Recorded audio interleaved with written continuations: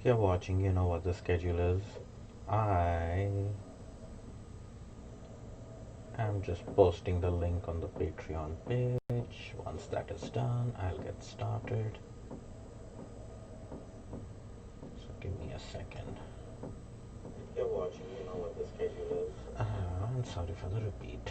Okay, I think that's good. And I wanted to see if I can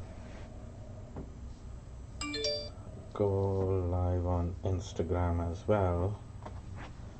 So if that works out, then good. If not, that's fine.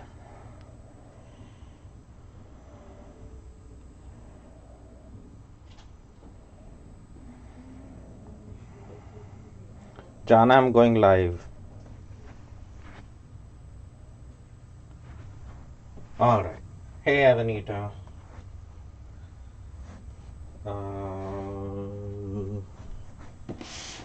I love your new warp in the blue and green colors. So that was part of a kit. Is that what you are working on?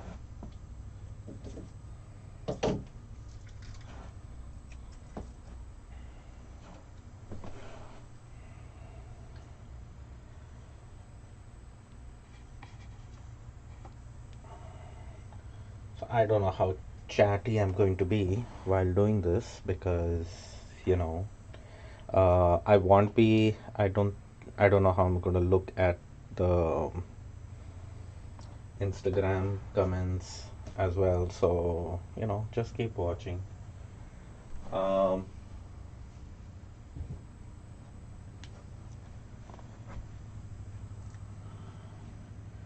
you bought a pattern for a sampler. Yeah, that's a neat way of doing it. I did make one sampler, and I had fun. You just learn so much about threading and stuff like that. But as you can see, I've just not been going the route of traditional weaving. I've got too many bad influences in my life nowadays. If Diana is watching, she'll know this is pointed towards her. Ah, oh boy, that wasn't good. I just bumped my head on this thing. Okay, so probably winding a warp should be something one doesn't do while they're live, but oh well, we'll see. Maybe some crazy stuff will come about. This warp is not the super exciting colors that I usually do. I'm doing it in very neutral colors because why not? It will be a challenge on its own.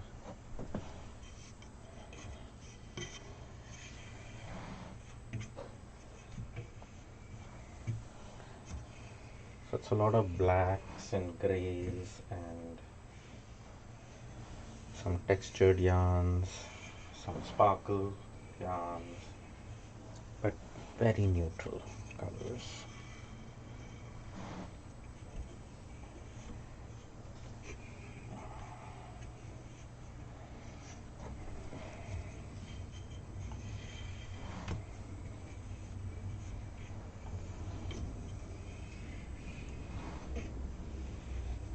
So that's 6.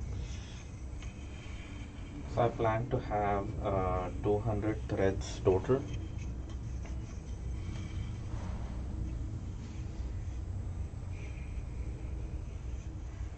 And I always start and end at the very bottom of my warp.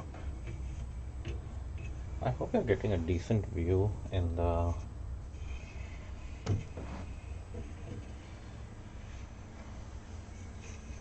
camera.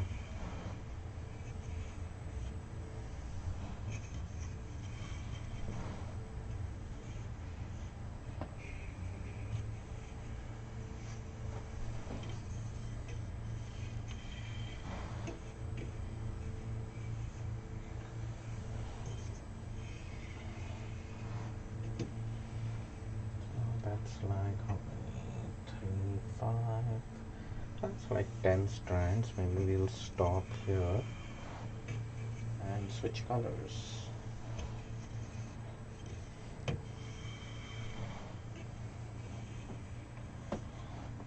Okay. So this is. I'm honestly not doing this in a particular way that I have to do 10 of something and a 10 of something, but so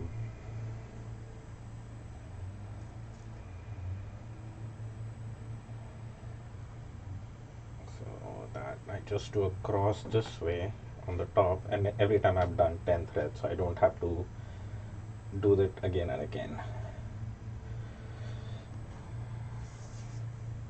Yeah, I think these boards are pretty standard. I mean, there is this kind, and I have seen the ones that are stand-up warps, which go around, and you just stand in one place, and your arm is not moving back and forth. You're just holding the warp, and then the whole mill goes round.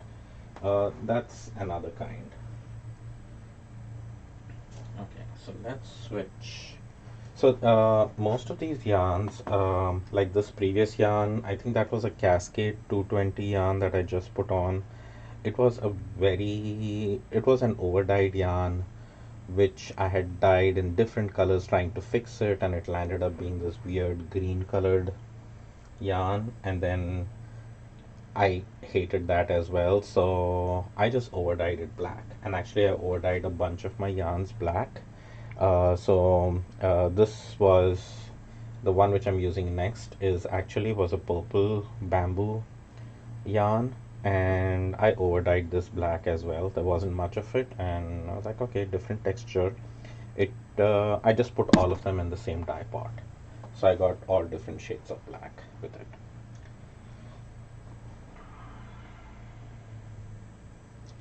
Yeah, and it really doesn't matter because there is always some yard wastage and everything. So I wouldn't stress too much about having the exact 3 yards. If you have 3 yards and a little bit more, unless you're really short of yarn, I wouldn't really bother much with uh, having exact what configuration to use for exact 3 yards. So mine, this is approximately this is 5 yards, and you don't want any tension on your yarn, that's for sure. So tight that up down there. Don't want to be stamping on the yarn either because that creates unnecessary tension that you don't want. So now you can see this is like a lightish gray color going on.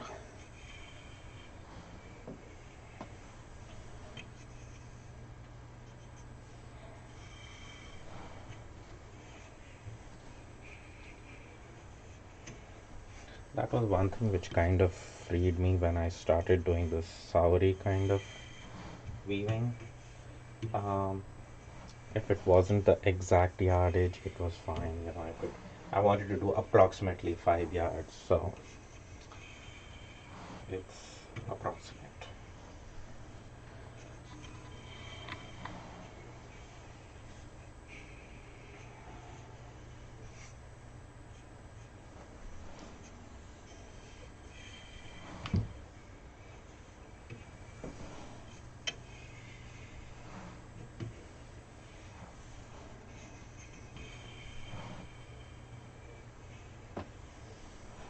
Okay, then I think maybe I will switch to another yarn now.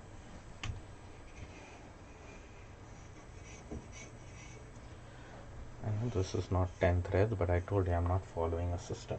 These are 6 threads. So I'm just going to keep switching back and forth with different yarns. What should we do? This. Should we do another darker black? Or should we go really light? Should I go light? This is some of my hand spun. Let's just go. Let's just go light and then maybe a little dark later. Let's see.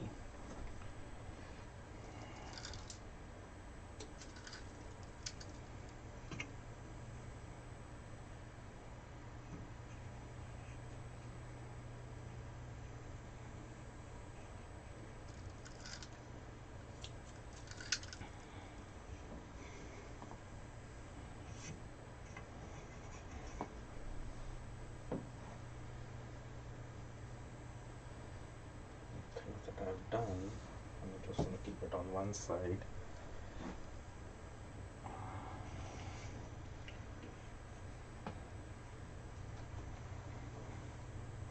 This.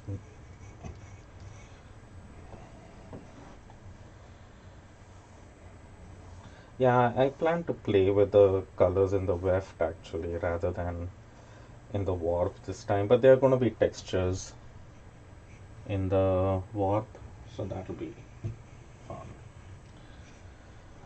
And this is some of my hand spun now going in. This is actually my not very first hand spun, but my second.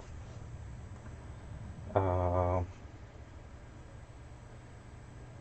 it's annoying if you're trying to fix tangles at the same time. That's why I don't like yarn on in a cake. I prefer them on cones, but I didn't want to wind it on a cone. Okay. Let's see. Yeah, so this is my one of my very first hand spans. Hi Dan.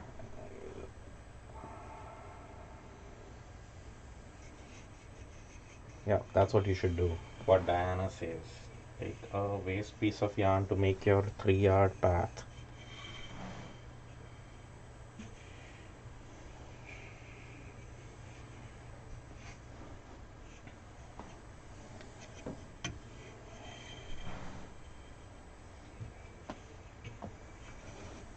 So this was my very first serious hand spin scheme. Like, so my very first one was just a little bit of fiber, and this was the first 14, 10 to 14. No, I think I got 14 or ounces or 12 ounces of this BFL, and I spun this up. Some of it I've used in other projects, but I still had some left. It was just a regular 2-ply.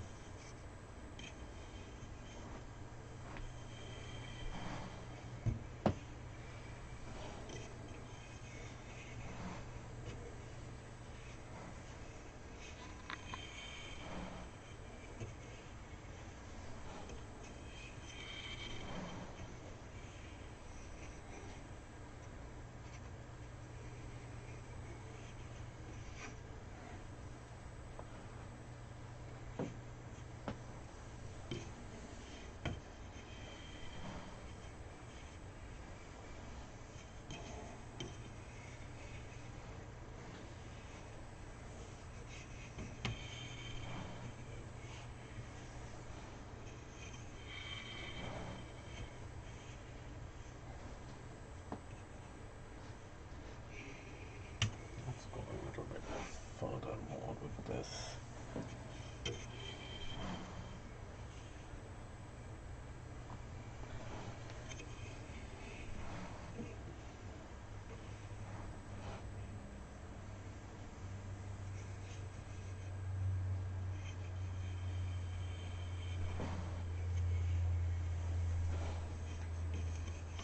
Yeah, there are many ways to um, do the warpings because I think Diana also does it in a different way. I think she probably has a cross down below. I do my cross on top. There is no right or wrong way.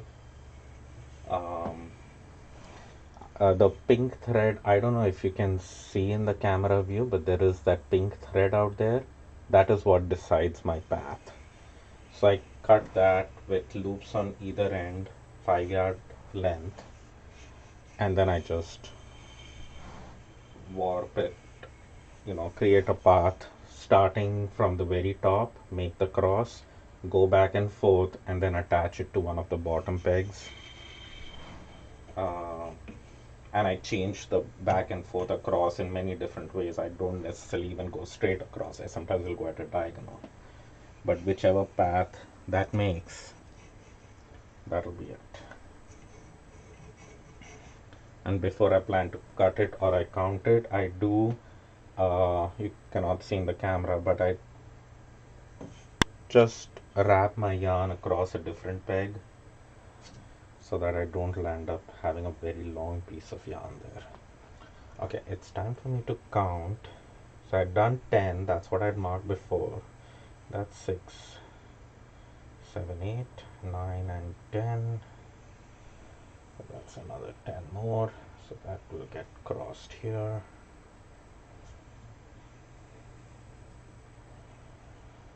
So that's 20. And then there is 8. Okay. So I think I'll stop at that and then switch over to this guy.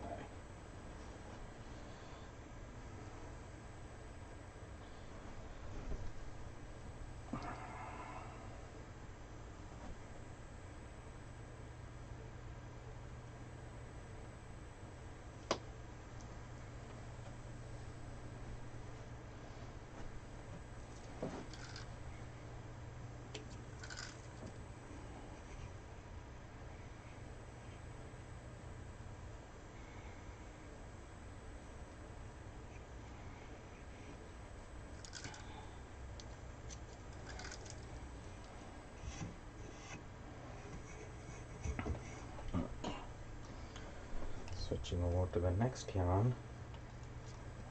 So this was my hand spun, which will probably go on again. Oh, I'm glad this helped. I think with every craft, the more you see different people do it, you always just keep learning new ways of doing things. Not that one way is better than the other, but you know, sometimes you do find something that is helpful. And I'm not saying my method is the best, but it definitely works for me until I watch somebody else doing something really cool, and then that's what I want to do. So, okay, this next ball of yarn is actually from a dark gray colored sweater, 100% merino sweater that I had found at Goodwill. And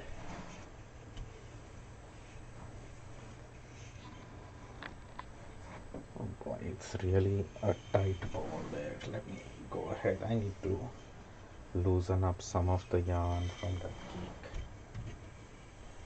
because this will just result in all kinds of crazy tension issues if I'm struggling to, okay.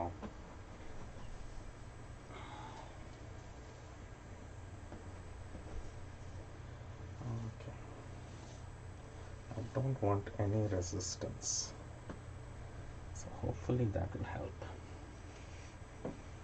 Let's see.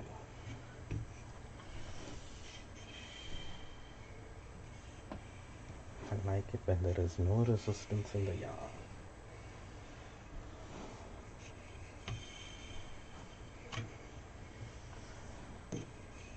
So the way I learned how to do everything, you know, on my floor loom was from two resources essentially. One was, most of it is something I keep referring to, is my Craftsy class, which is on floor loom weaving by Janet Dawson. She covers the whole um, the whole process from creating, calculating based on what fabric you need, dimensions of that fabric. Like it covers the whole entire aspect of it, which is really neat. And the project is cushions. Like she doesn't get into it in the very start, but at the end she even describes all those things, like if you want a fabric this wide, how do you account for shrinkage, how do you account for um, warp waste on your loom, all those kinds of things. How do you take notes and keep a track record so that the next time if you want to weave something very similar or different, how can you use your previous knowledge? So there's a lot of that in that particular video, which is really cool. So um, definitely worth a watch. Uh, and I go to that again and again because it's just easier for me to, play a video, and I have bookmarks on it everywhere. So I learned the warping method from that. So I recommend that to people who have no idea how to warp, because I know it's a good source. And it is a source which you can get if you subscribe to Craft C or Blueprint or whatever it's called now. And the other is I took double weaving class with Judith McKenzie, who's amazing when it comes to weaving, spinning, or whatever fiber craft. So there are a lot of tips I picked up from her as well. So okay, let's do another count, see how far off we are to get the next 10. 1, 2, 3, 4, 5, 6, 7, 8, 9, and 10. So that's another 10. So we crisscross our counting threads.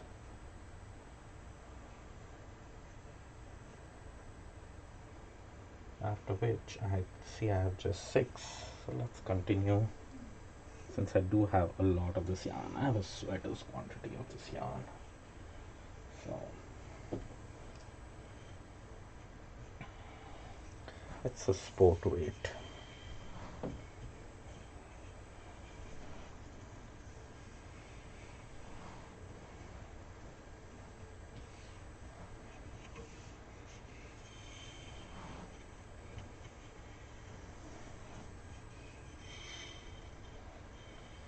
People on my Instagram channel, I hope y'all were not asking questions and I have been ignoring you. But thank you all for joining in. It's just the way the camera angles. I don't like doing Instagram lives because it's hard for me to position the camera to look at what I'm doing, and me having to look at the phone while I'm doing it. But I try. The best place to join me is YouTube Live. If you go on my website and go in the About the Process link on top, you will find links on my YouTube channel. So you can watch me on YouTube Live, or if you're one of my Facebook friends, you can go on Facebook.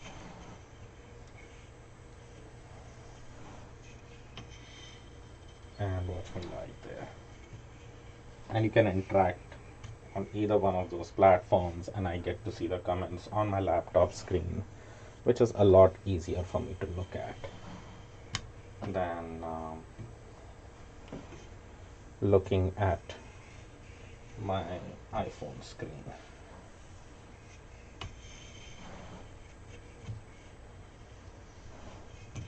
So I apologize if I have not been responding to your messages there. Okay, let's keep on going with this black. It's a very dark smoky gray. I like that color. And after this, we'll start playing with some textured yarns. Let's see how that goes.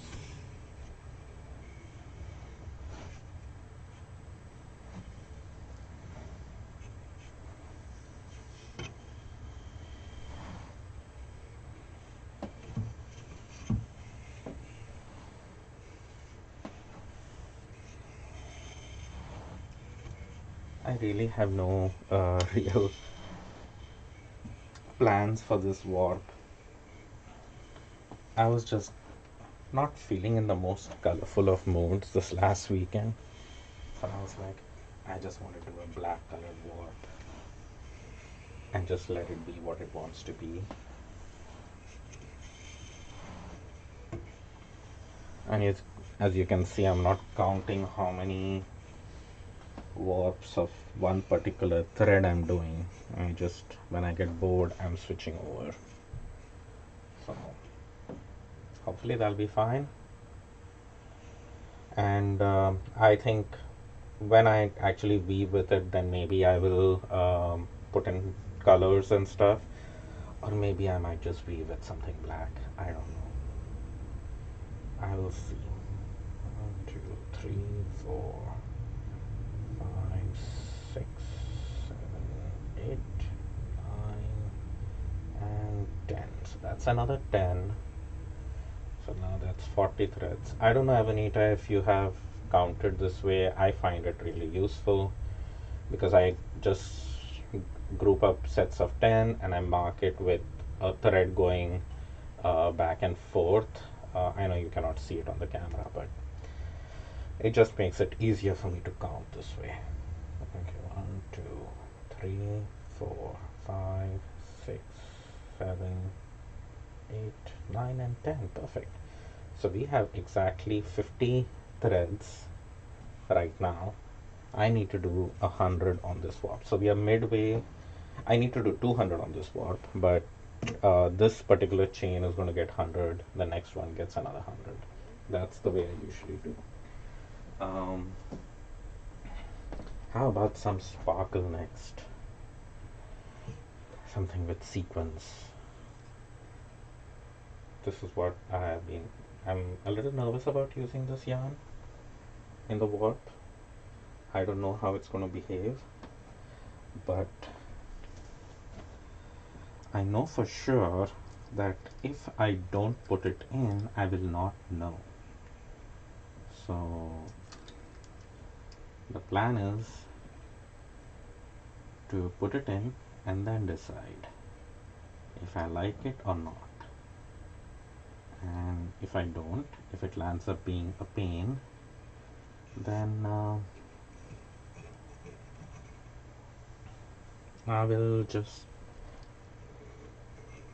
cut it off the loom. You did yours in sets of 12. Yeah. Right, sets of 12 really helps. Sets of 4 really helps as well. Well, 4 would be too small, but so I can see how sets of 12 would be useful because, you know, if you're going to be winding that way, since mine is, I'm doing 10, uh, 10 dents per inch. Okay, so my stupid cone keeps falling down. I do have a solution for it, which is this stand, which I can put it. Okay. This yarn even likes to misbehave on the cone. It was a pain to wind it up. And even on my cone stand, it doesn't want to behave. Dude. I'm just gonna have 2 strands of these. I'm not doing a whole lot because I have no idea how it's really gonna behave. It might just snap off. So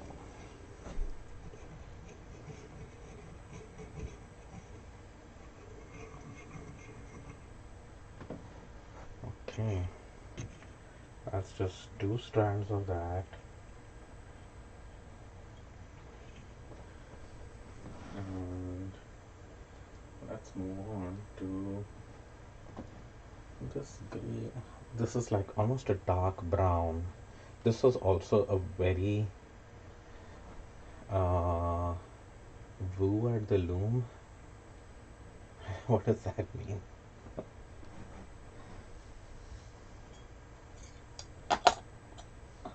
Yeah, it's going to be crazy on the loom. If this particular yarn misbehaves, I'm just going to cut it off. That's what I think. But like I said, there is something a little freeing about Saori weaving that way. That if it doesn't work out, then you don't have to really stress about it too much. You can just remove that particular yarn from the game.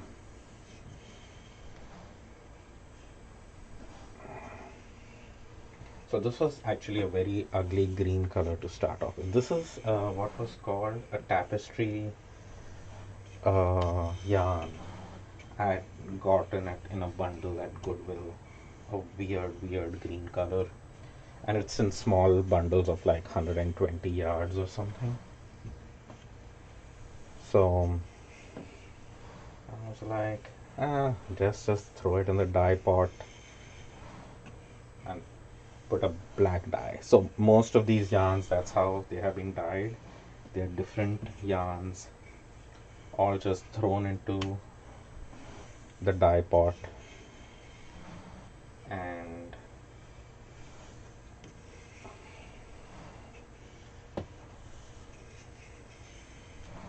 I put all of them at the same time and just put black color dye, over dyed it all black.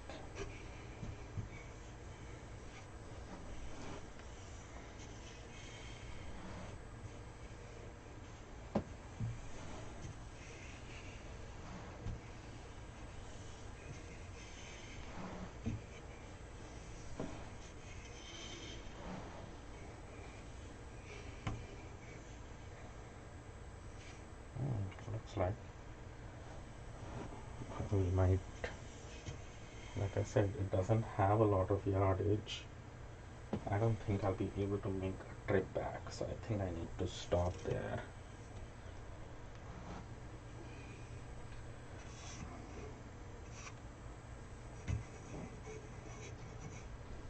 I thought it was 120 yards, but maybe I'm making a mistake.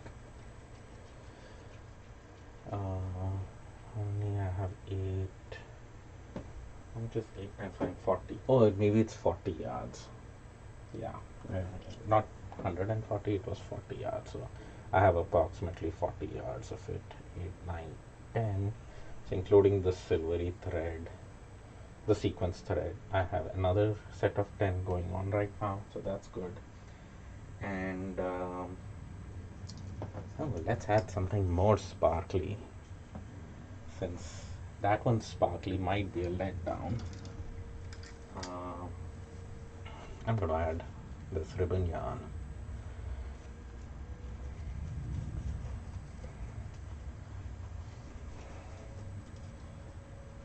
Okay, let's hope this behaves while coming out from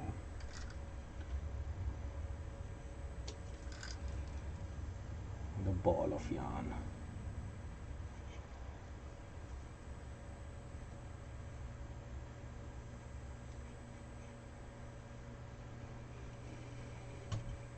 Again, I'm going to just do, I think, two wraps of this. But I like how sparkly it is.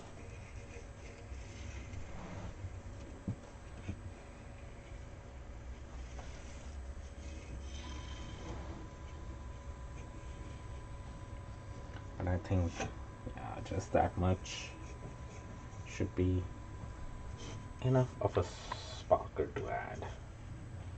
Won't that be nice? I think this yarn makes me the most happiest. Okay. Next, I do have this very jet black cotton yarn, which I just recently got. It is cotton and wool mix. So I'm going to use that next. It's very jet black. So let's cut this guy off and join the next yarn to it. Just the overhang knot is what I use. And I'm glad it's already on a cone. I don't have to struggle with it.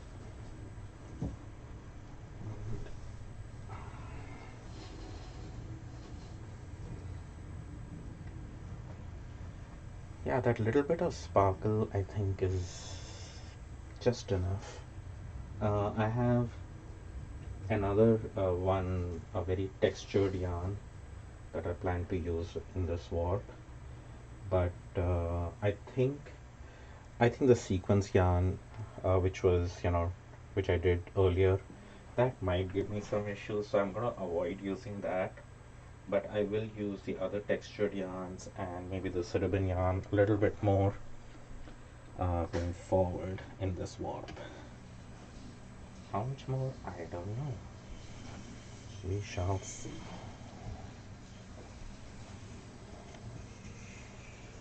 So this is a cotton and wool. This is a fingering weight. So even as you can see, the weight of the yarns is not exactly the same. I'm using anywhere from Cascade 220 worsted weight to fingering weight, and fiber contents are changing from wool to sparkly threads to cotton. So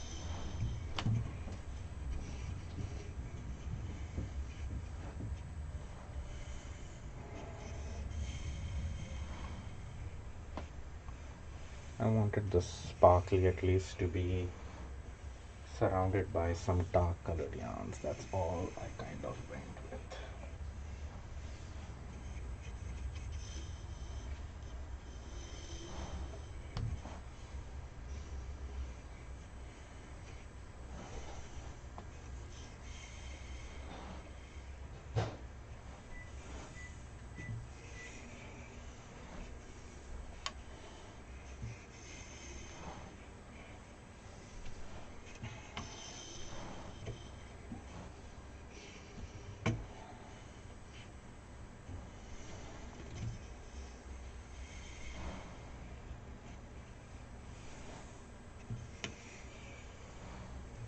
I'm very tempted to throw in a pop of color in between.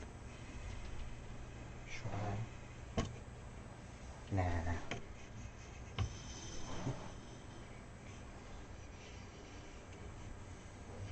Oh, who was it who had mentioned, I think on Instagram or someone, when they saw the pictures of the yarns, they were like, uh, this is so not you.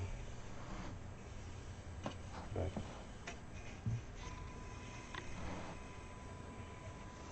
it's different times. Try different things.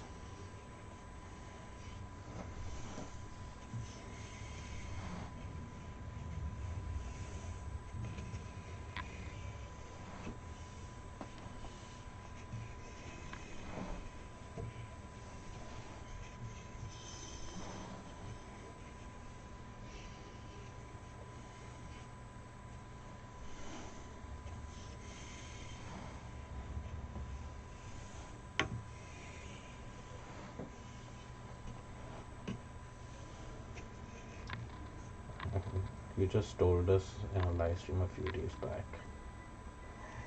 Yes, I don't. I usually don't like natural colors, which is very true. But look what I'm doing. I'm getting out of my comfort zone.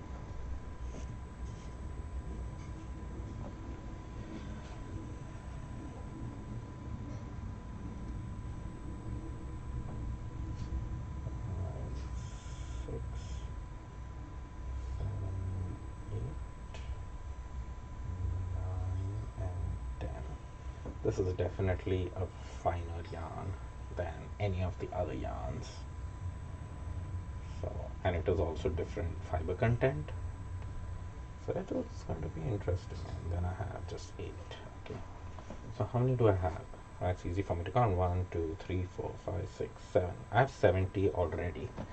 I have place to do the whole 100. So let's do that. What should I do? Should I go with this? This is a sock yarn. It's like a grayish with a slight tinge of browns and blue, light browns and blues. I think the color will go well. Let me see, where's the camera? Yeah, very natural color. Yeah, I think that's what I'm looking forward to. Just seeing this as an opportunity to play with color in the weft and not being stuck to the colors, because there is that tendency, to, if the warp is certain colors, you kind of tend to be close to that, or you want to kind of complement that in some way. But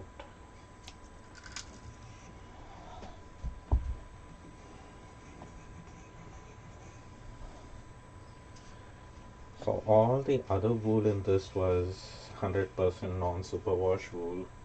What I'm using now is a superwash wool, so I'm playing around with that as well. So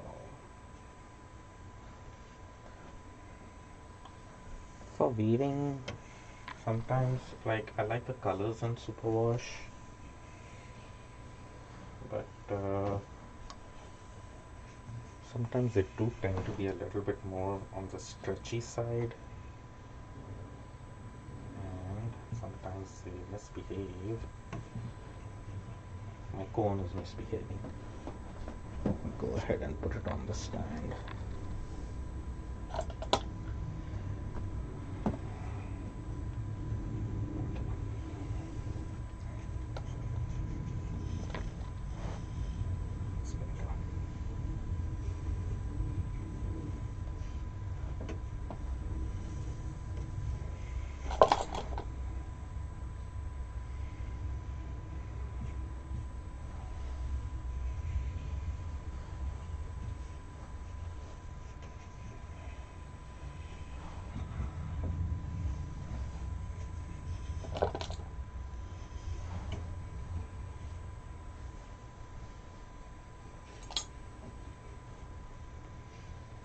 This has like just a slight hint of blue in it, but it is mostly all gray. And I think this yarn is from Leading Men Fiber Arts. I've used it in another project, and I have a feeling the colorway is called Into the Woods or something like that. I don't know.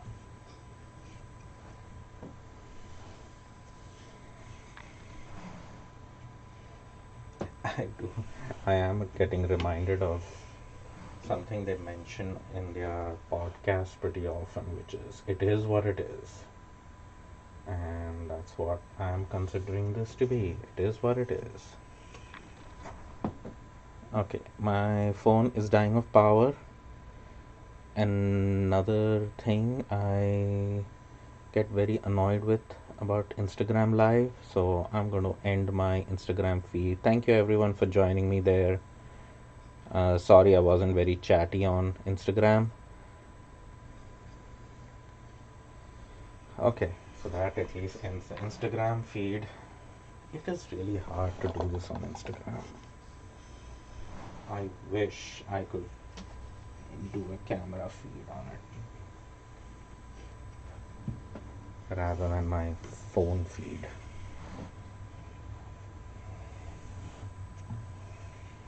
Okay, I think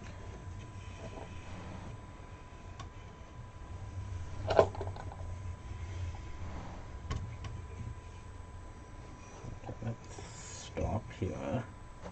I've had too many thin threads together. Don't know if that's a good thing. It is what it is. Let's see. So that was the last one. So that's 1, 2, 3, 4, 5, 6, 7, 8, then 9 and 10. So that's 10 more. And how many do I have? 2, 3, 4, 5, 6, 7, 8. So that's almost going to be 90 threads. So let's switch to um, should I go back to our original dark black? What other yarn can I use here? Or should I go to my... No, I have only a little bit of this. Let me use this guy again. Let's end with this. So that way it won't matter which way I put them in.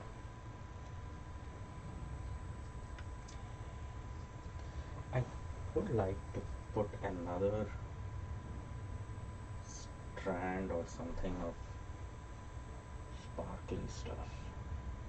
I don't want to do something thin now. Let's just do this guy. In the next warp, we'll do the other interesting yarn. Because it is going to be 200 threads after all, so we're only getting close to halfway there.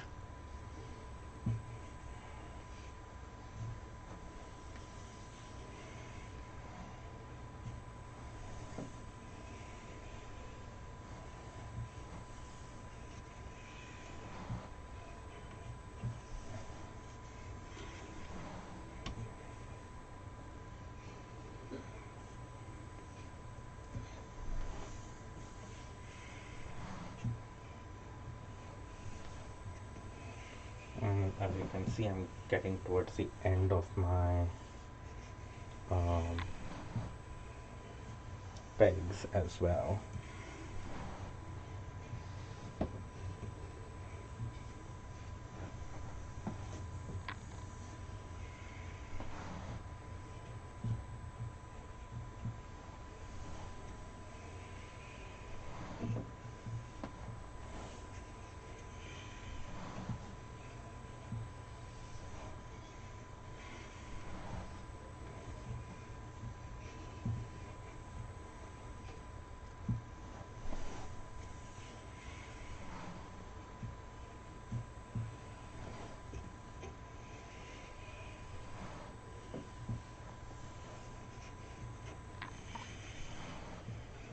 This makes me feel I might be getting towards the end. I'm not entirely sure.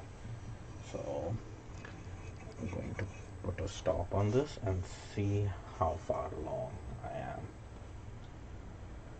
So 1, 2, 3, 4, 6. Is that right? No.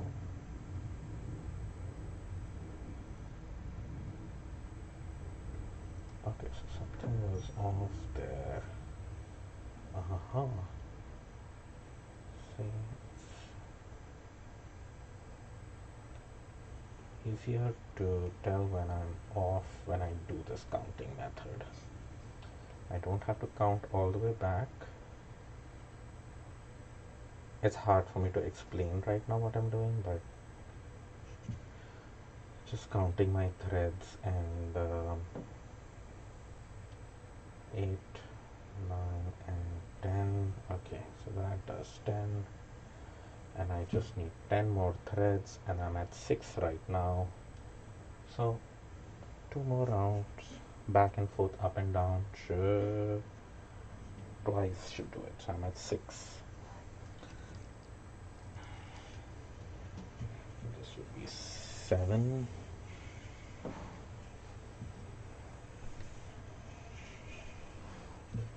This is 8.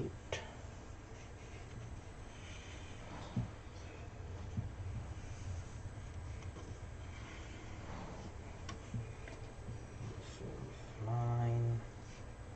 Going up.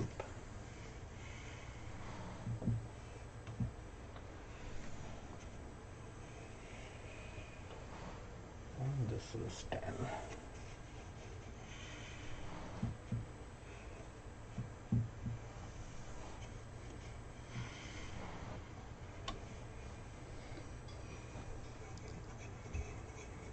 Okay, let me just check for the last time. That's 5 and 5. Worsted weight yarn so much more easier to count. Okay, so that is the last 10. So now that I've gotten, so this is 100 threads on it. I'm going to now tie up the choke ties and everything. For that I like to use a cotton thread. The very first and the most important one I do. So I don't need 1, 2, 3, 4, 5, 6, 7, 8, 9, 10. Okay, I don't need my counting thread anymore. So I'm going to unweave that from here. Don't need it. And in this I didn't put too many of the sparkle threads at the thing. I think in the next 100 I'll probably do more. We shall see. So that's my cross. I'm going to go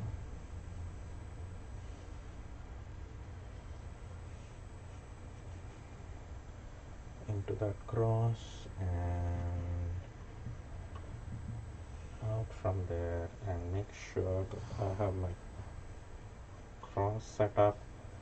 This is by far the most important thing to avoid any tangles. And now I need 4 more threads.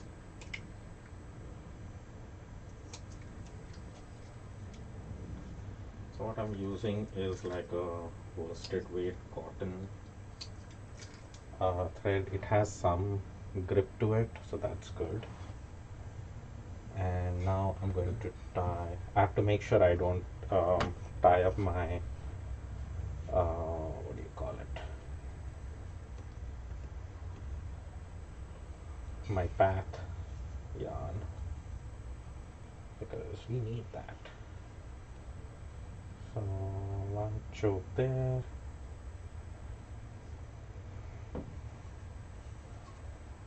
one choke at the bottom here,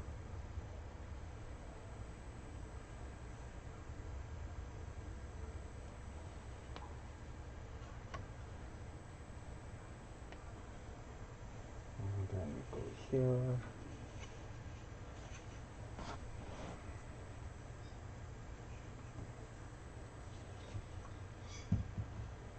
and last one out here.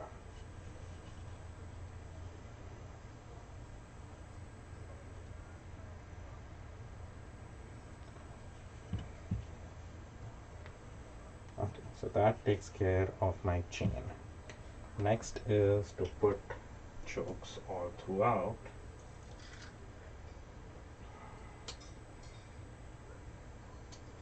And I do 1, 2, 3. I'm going to do the first 3 out here. Again, skip your counting thread there. And let's. So for these chokes, I tie twice. I go down and above again.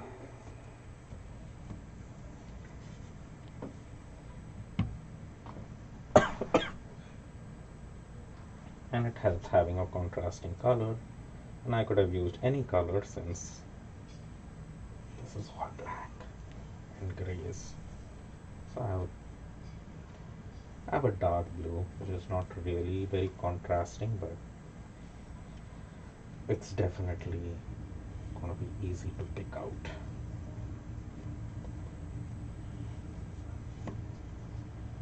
Choke, choke, choke.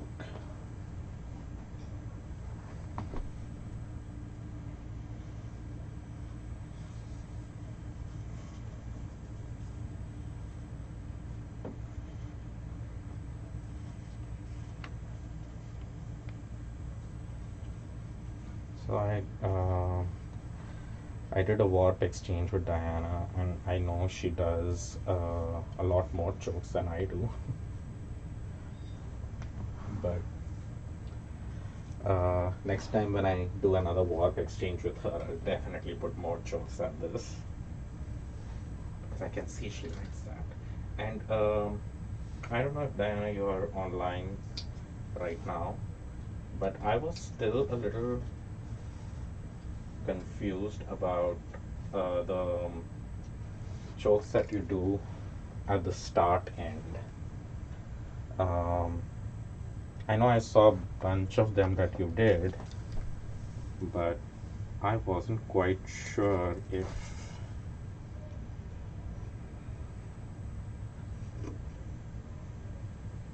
I understood exactly how you did them. Like, because it's kind of like you are still making a loop at the bottom, right? I do a choke on top and bottom of that loop, and then you also had done one going across the whole loop. So if that's the loop, let me see on the camera if I can show you. So if that's the loop of several threads going, you do one out there, and one at the very end. I just do one here and one here, and then that end is where all the knots are, and I just let that go because that gets chopped off anyway. But anyway, they're probably not online, or it's very hard to explain this. So I'm going to add one additional choke, like I think what Diana did, so I can see the advantage of it.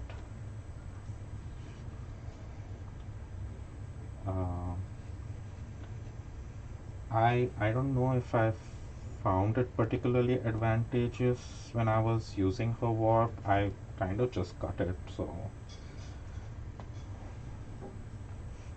But she did mention she did lose a few inches because of the way I tied it up, so I kind of want to make sure that doesn't happen again when we do a warp exchange. Because I know this, we are going to do a warp exchange at some point again.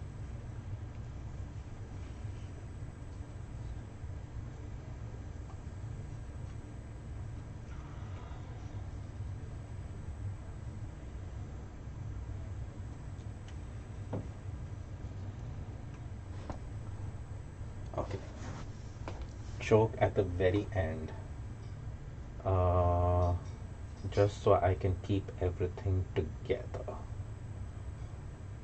Okay, loop at the turn around.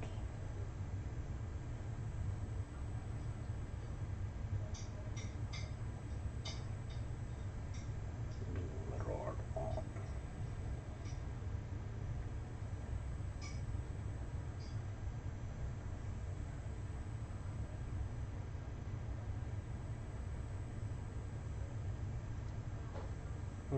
Okay. I I think I get what you're saying. I will add another choke at the very very end of it.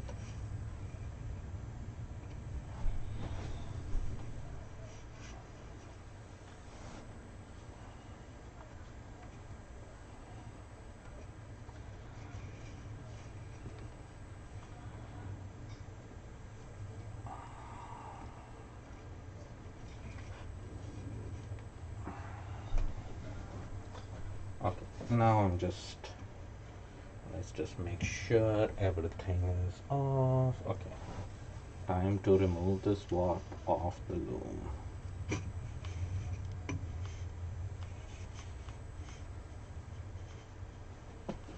So let me just hold it on tension and see if I can show you what I did here.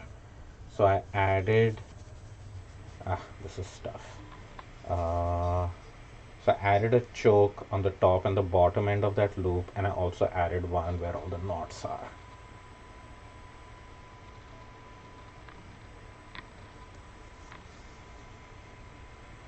Yeah, you have that cardboard thing going with your Sauri loom, I think. Stop, stop making me want another loom.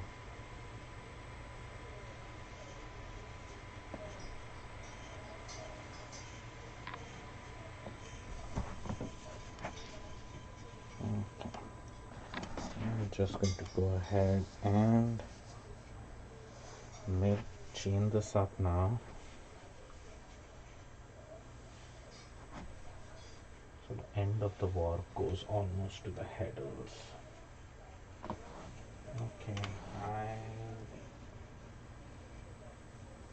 think I know what you're talking about. I'm not entirely sure, but I think partly it's got to do with the different kinds of looms we have.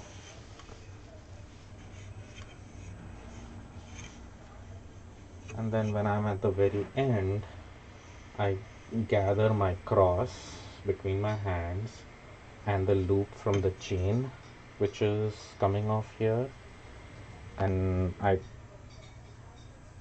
just tie these together. I know you cannot see. So that's my cross, and that's the loop from the chain. I just put one yarn across these two so my chain doesn't open up and go crazy.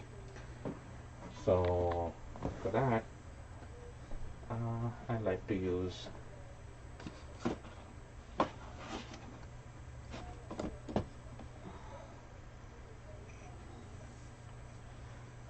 just another contrasting piece, not like my chokes or anything, so I know that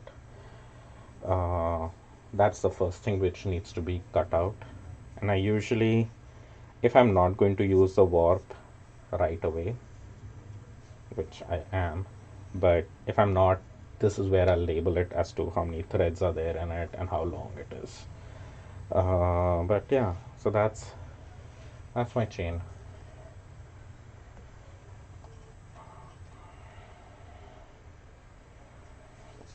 That has cords taped to it.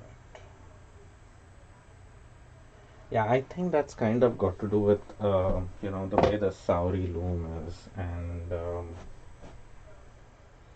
that's why I have a little hard time figuring out what the difference is. Oh, I did not use one of these yarns. Now I'm going to get to use it.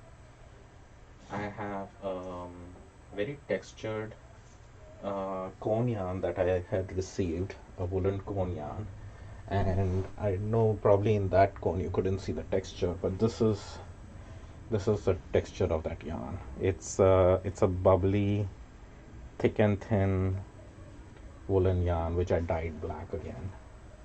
So that's going to go on. Hey, I just found one. I just spotted a yarn which might go well with this. Let me pull that out. I know I think it's a rayon or something. It's golden. Look at that. Where is my chain? Where is my chain? I know it's not gray, but I think the gold will look nice with it. Don't you think? Yes to the gold? Come on, people. Give me some input. Yes? Gold is neutral, right?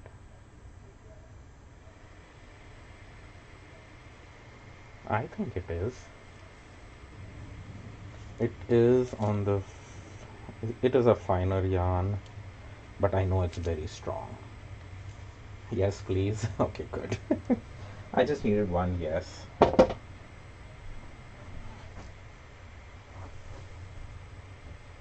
So, what should we start this one out with? Should I start it again with this black? But then all that black will be all next to each other. Let's start with that bamboo yarn. Gold goes with everything. It's neutral. Exactly.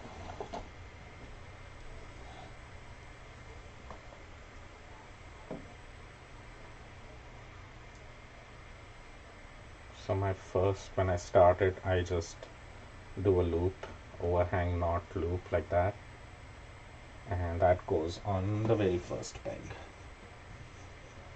And we start warping. I'm gonna warp this till I'm done with it, because there isn't much yarn left in this ball.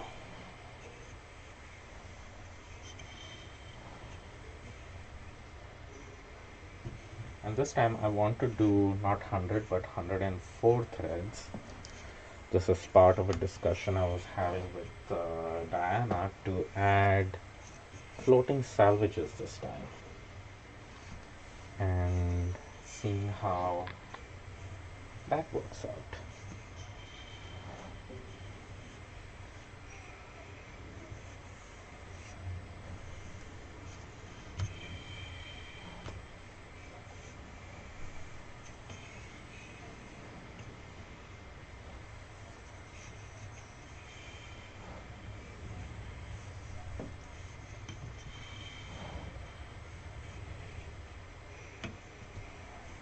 So when I'm getting close to counting my 100 threads, just remind me that I need to do 4 more in case I forget. Okay, so this time looks like we are ending at the top, which also is fine. It's not the end of the world. I could remove the thing, but I don't want to. I want to use up all of this yarn. So let's just keep that as the end. And after that, let me add this textured yarn. I know it's not ideal to have a knot here, but it doesn't matter. I have done it before. Of course, if this was going to be part of a warp exchange, I wouldn't, because that can confuse some people. Because usually people don't knot up their yarn up here.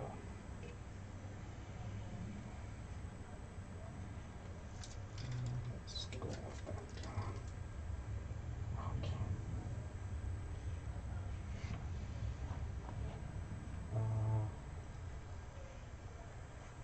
Drawing up. Okay, this is a textured yarn which I just showed you that I dyed black. Okay, I need to also make sure I put my counting thread and I'm actually counting the threads.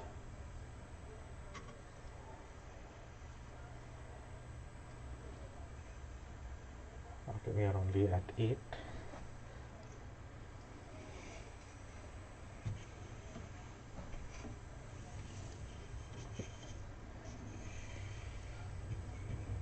So this yarn has some slubs here and there, which is going to add to the texture of the weaving.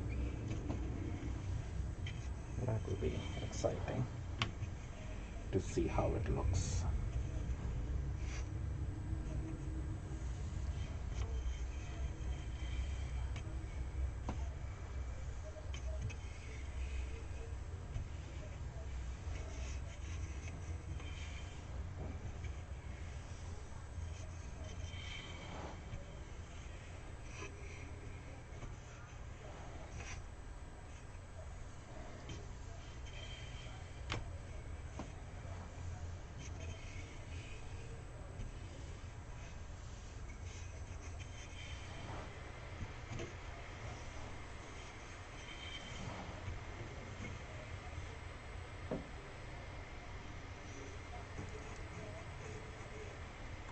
Okay, maybe now is a good time to add that bit of gold.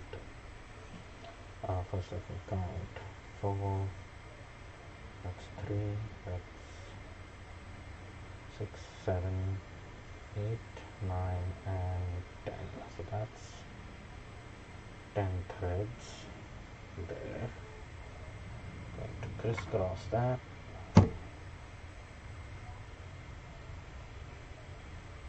And then just four, and let's add that gold.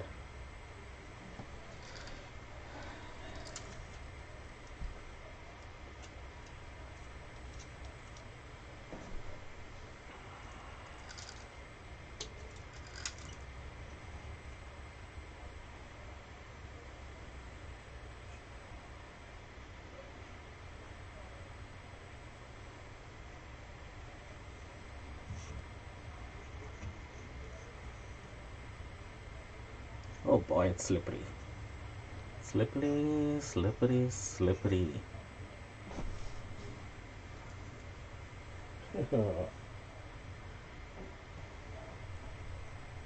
Avenita was quick to say, do it, do it. Boy, this is a slippery yarn. I think it's rayon, like 100% rayon thread. Maybe it's so smooth and silky too.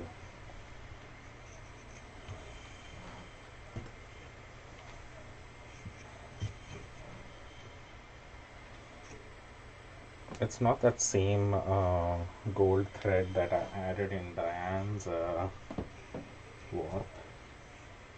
That was like a little textured gold. This is very smooth gold.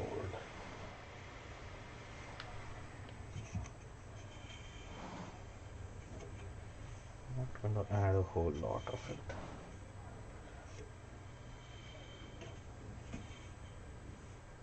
Or maybe let's do two more.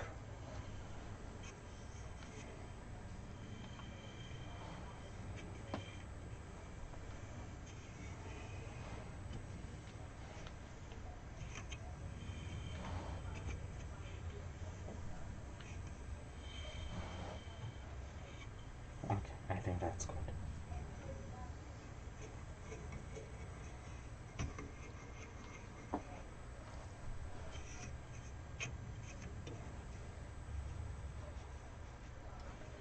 We have some gold going there now. The things I do. Let's go back to our cascade, because in case I need to cut off this crazy gold yarn at some point, maybe the cascade will help fill in the gaps. We shall see.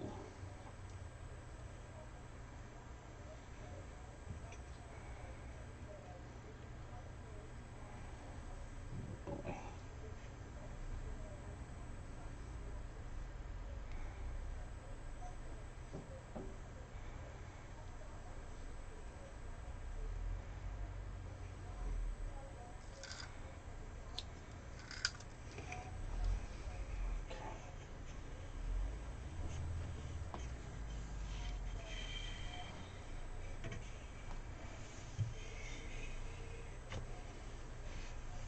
Very strong dark black against that.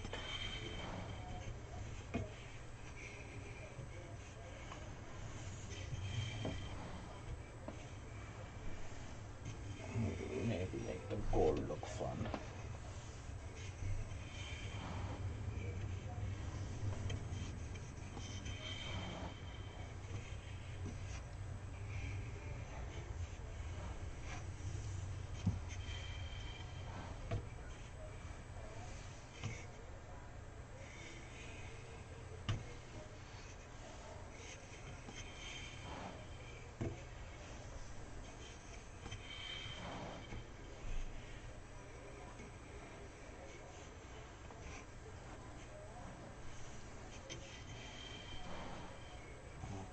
I think after this I'm going to count threads and maybe cut this brown off. I mean this dark black.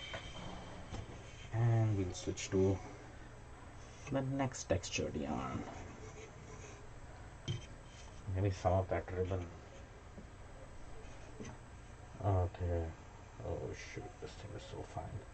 1, 2, 3, 4, 5, 6, 7, 8, 9, and 10. That is 10 threads approximately, and that is 8. Okay. Now let's decide which one to do next. Okay, I want to do this guy. This is also a very textured. Yeah, the gold is looking fun, right? It's just that little bit in there. I don't know how much of it will actually show up. You're 2.5 inches into your second pattern. I know it's so much fun, right? If just changing your treadles and stuff like that, the patterns keep changing. I like doing, I have enjoyed doing those in the past too.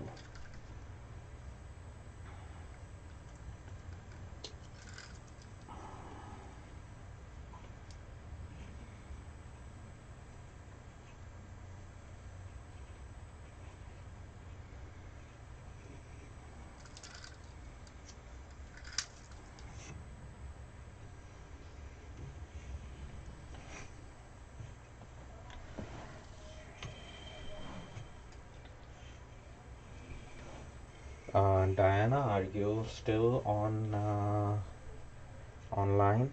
Because I have a challenge for you.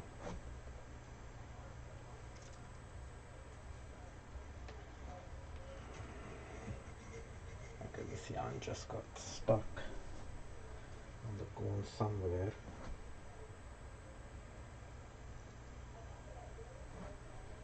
Okay.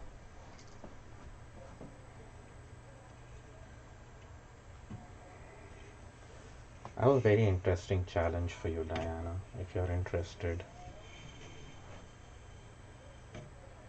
You're still weaving? No, I have a challenge, a very different kind of challenge. This does not require us doing a warp exchange or anything.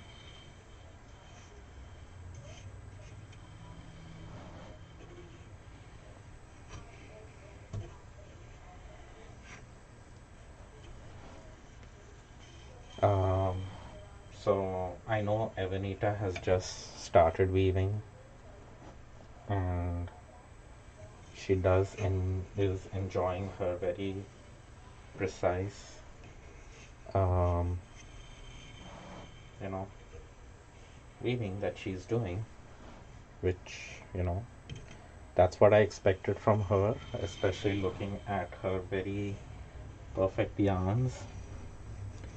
My challenge to Diana is to move Evanita on the dark side. That is a tough challenge.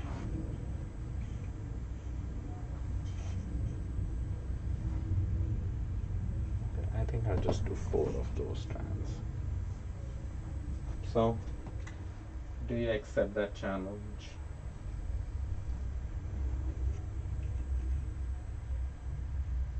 Evanita, I don't I don't care whether you're ready for it or not, but we need you to loosen up, and I don't care if you you spin textured yarns. That's the challenge. I know you don't. I know you like things very precise and very perfect. That's why I'm not accepting the challenge to convert you. I want Diana to do it. Oh, and Diana thinks it's easy. I know you have known Susie for long enough. That's why I think I've seen one post of yours in which you had these big jumbo coils, unicorn coils kind of in your yarn. And I'm like, who put that in Evanita's yarn? And I don't know if Diana and Evanita, you have both met in person or not. I have met Evanita in person. She's not going to budge. But that's why I'm not taking the challenge. The challenge is for Diana. Exactly, you don't need to spin textured yarns to weave textures. In fact, that's the best part. You can just throw in the wool as it is. But if I know the kind of person Evanita is. Oh, that was for Susie's course. Yeah. See, I knew there was a reason why that picture snuck in. I'm like, yeah, that's not Evanita. She's being forced to do it.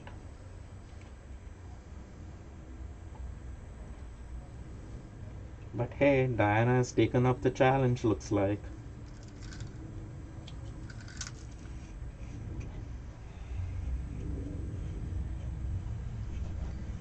Okay, I'm switching to my, you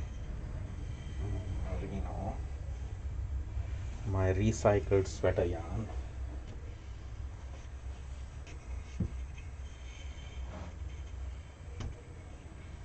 I will do some of this and then I don't like it overlapping on that. There we go.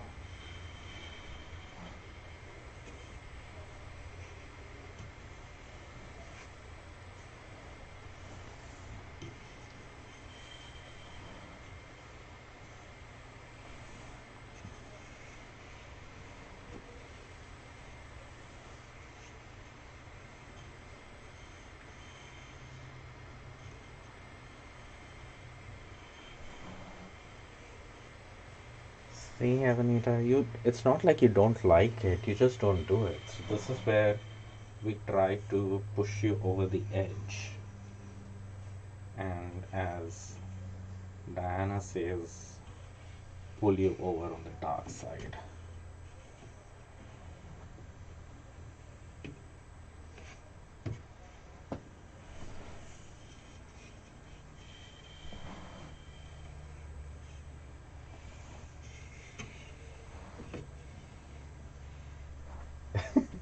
Diana is going to drag you over the dark side.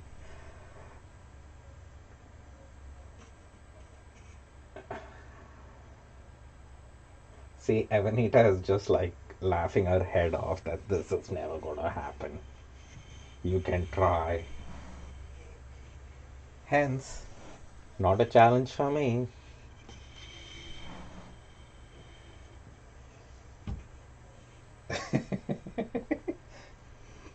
Yes, you should send. There is always it's always hard to find the Facebook link to these live posts, but definitely this it's on my YouTube channel as well. So if you cannot find it, just message me, and we need to forward to this portion of it where we are trying to convert you over to the dark side.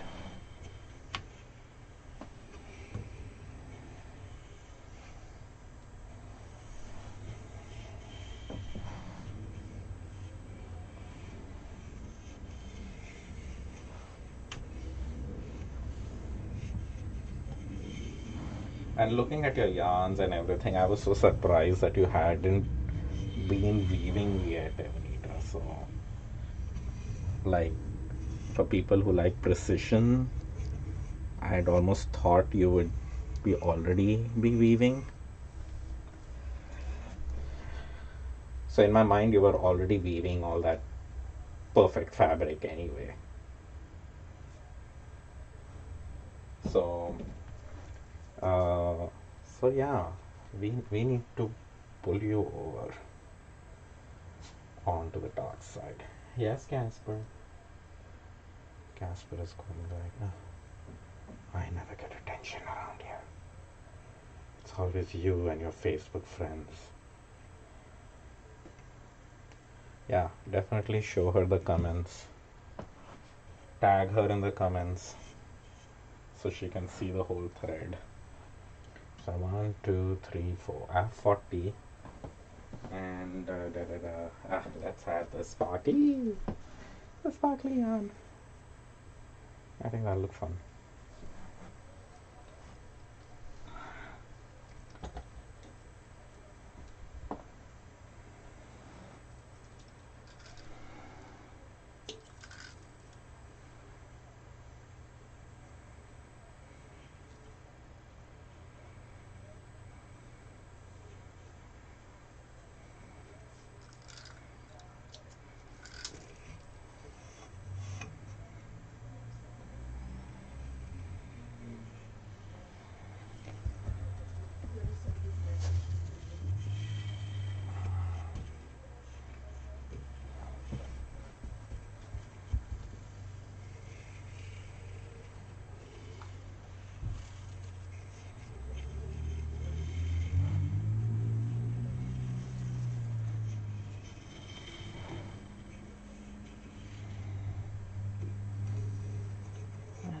This needs a lot of it. I think just 2 rounds of it is just enough.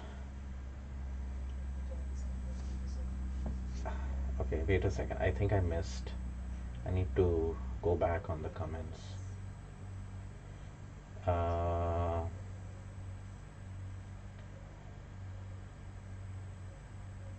Okay. We're totally laughing and it's hard to take photos.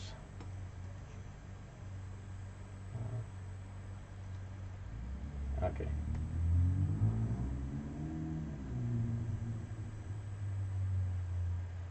Yes, we can spin for Evanita.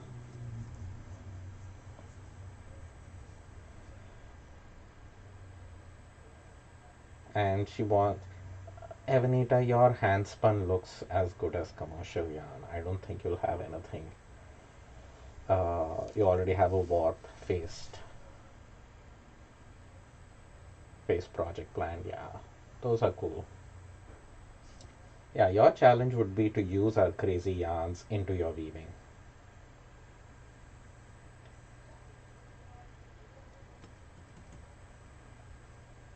I need to expand this window because this discussion, which I'm missing out on, is getting so interesting. Okay.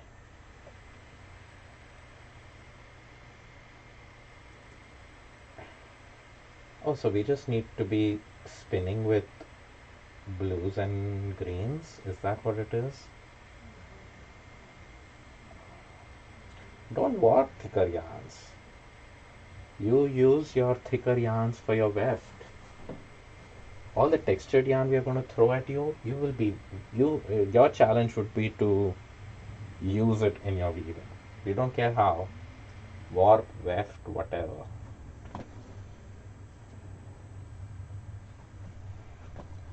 Okay. Okay, just 2 of those threads. I think that's good. I want to. Should I go back to my handspun now? Or I think it needs a dark yarn next to it.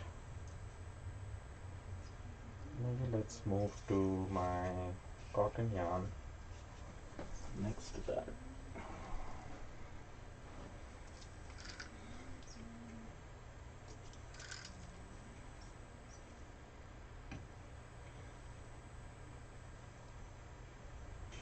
Oh.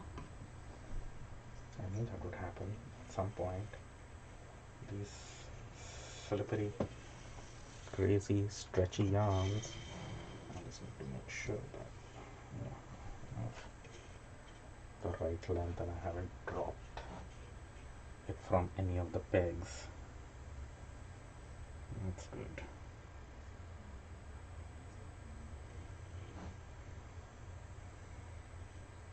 There's quite a lot of stretch in this ribbon yarn, which I didn't expect actually. I can already tell it's going to give me issues. It's slightly different from that flag yarn which Diana you had in your warp, but we'll see. I have to make it work. You like blue to greens along with natural like brown, grays, blacks. I know your colorways, Evanita. Natural colored silks to colorful fibers. See, Evanita is even trying to control the kind of art yarn we make for her. Good luck with that, Diana. I told you we won't be able to convert her.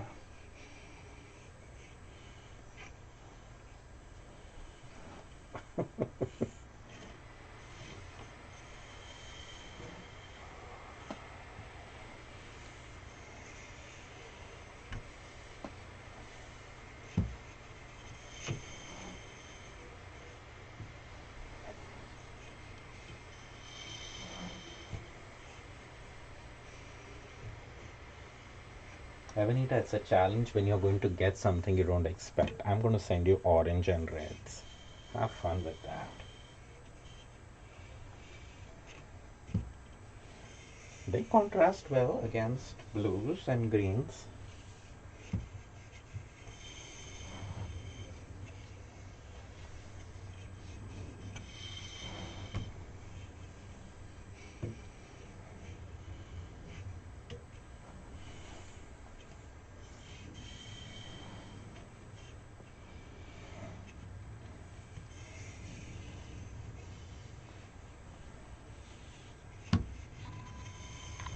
Hibiscus colors. Stop controlling us.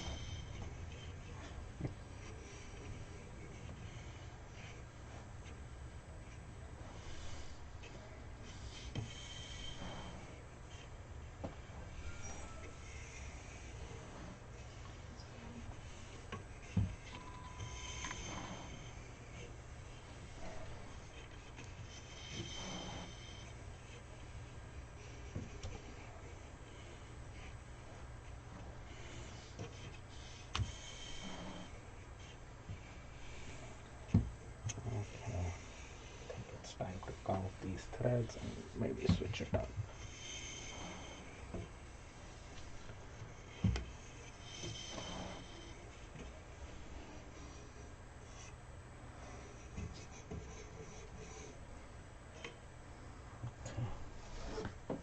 Too many yarns fallen out here.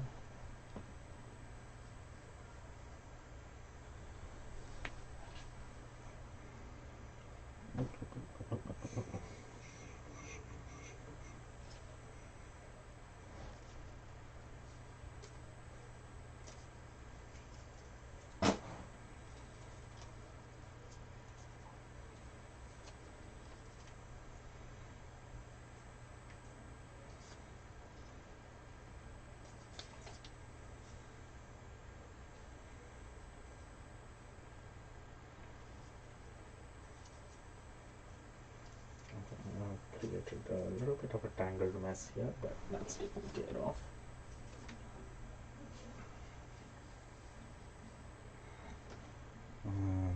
Let's move the sparkly thread away. I think I'm going to add my hand spun next, but I just want to count as well.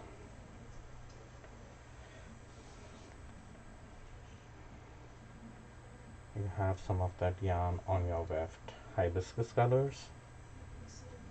2, 3, 4, 5, 6, 7, 8, 10. Okay. So now we are halfway there. 1, 2, 3, 4, 5. Yes, we are halfway there. And on this part of the warp, I'm definitely changing the yarns a lot more often than before, I think. Good thing, bad thing, I don't know. But that's what's happening. Okay, I'm going to move to that BFL hand spun again.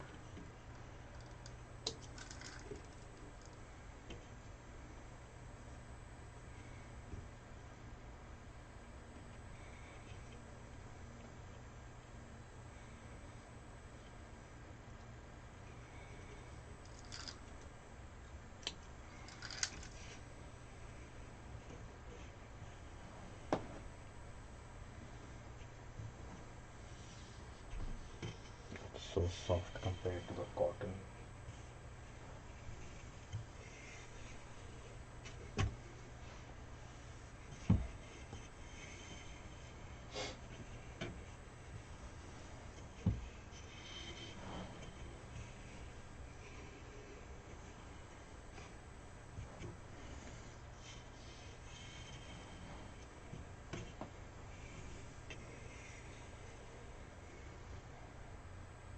What is that?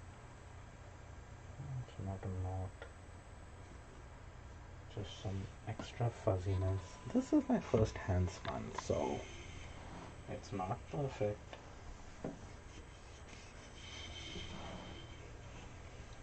But I think it'll work fine in this warp.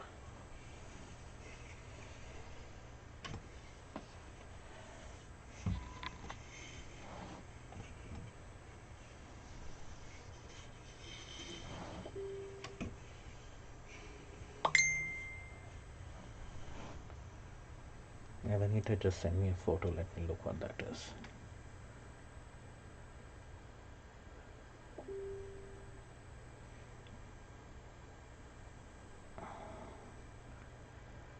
Oh, hibiscus colors. I just saw that.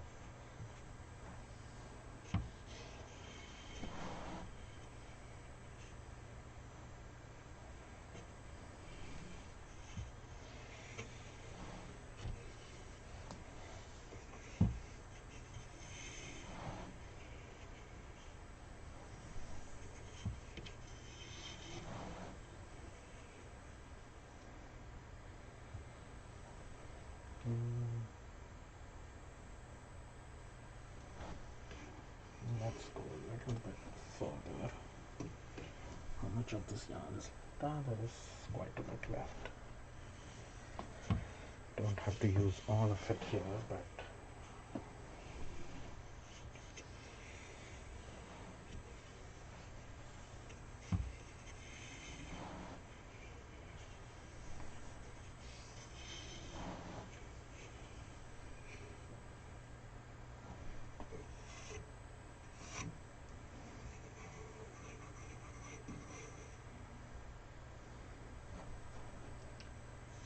okay.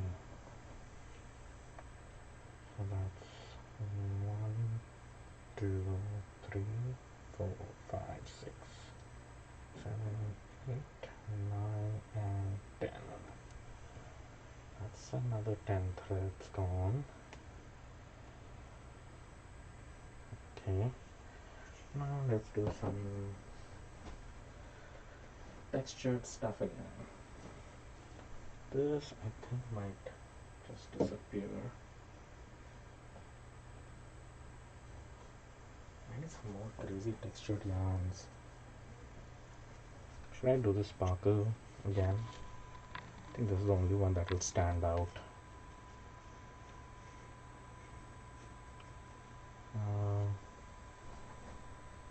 Or should I do that? No, that gold looks nice against the black.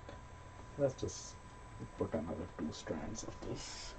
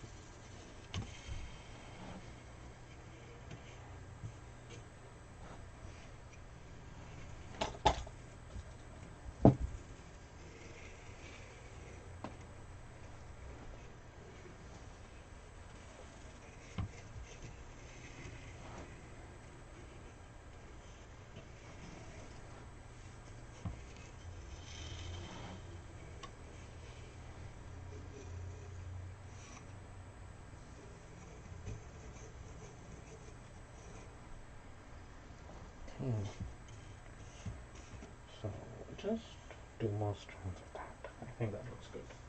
Now let's take our cascade again. More gold. Yes, I think the gold again looks nice against the black, so I'm going to do some of the black again and then add some of that gold thread in it. I know the gold is going to give me issues. Yeah, I just have a feeling while weaving. That's why I'm going like, I need to be careful. That also might give some pretty interesting results. So I'm not going to dismiss it entirely. Okay, let's go with some black now. And I do want to leave some of the cascade black for my very end. Yeah, because that's the yarn I plan to use on the floating salvage as well. So maybe not a lot, but I'll just do a few wraps of this and then make sure I have enough for the end.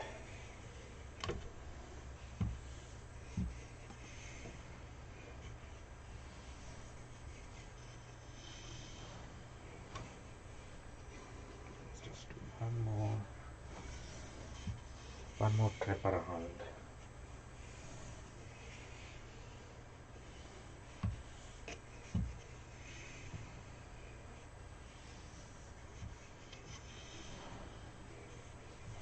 Okay. And now we can move on to some gold. How about that? 1, 2, 3, 4, 5, 6, 8, 9, and 10. Okay, that's 10. So we are at 1, 2, 3, 4, 5, 6, 7. Oh, we are at 70 already. Okay. So time to move on to the gold.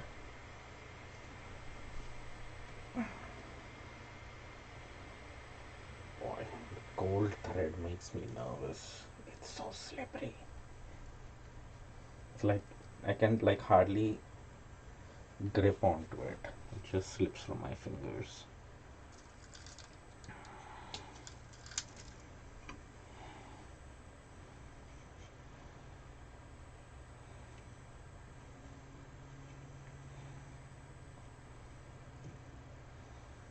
It's a very strong thread, that's for sure. I cannot cut it with my fingers. Oh, it just struck me. I do have some sari silk yarn, but I don't think that will work well for a warp. It is pretty strong though, but I think it's too thick for my tendon reed. Like it gets really thick in some spots. So it will most likely give me issues. Don't escape. This guy is slippery.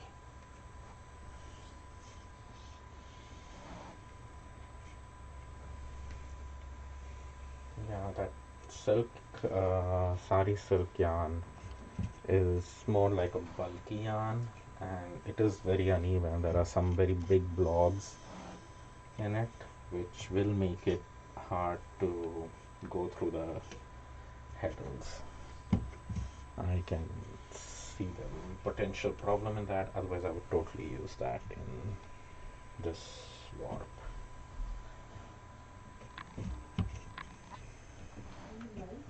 Yes, I am still live.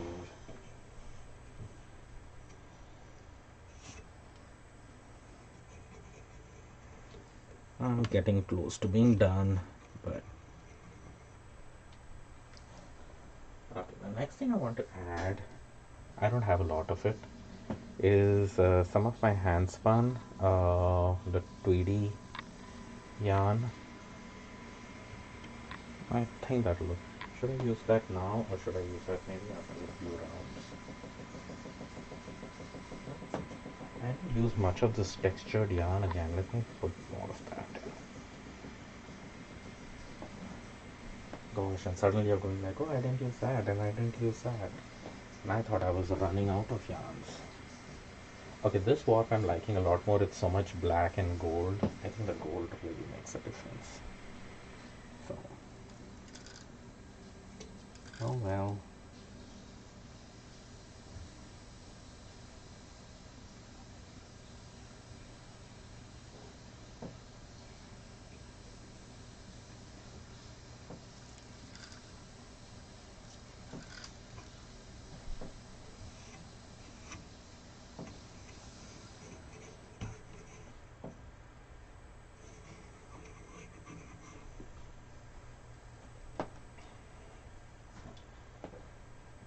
Not much of the gold. That's gonna be it. Let me just count. 1, 2, 3, 4, 5, 6, 9, and 10. I think that's 10. Shoot, I'm already at 80. So I know I wanted to use this guy. I wanted to use some of my hand spun, so let me do that, then the hand spun, and then I'll end with the cascade.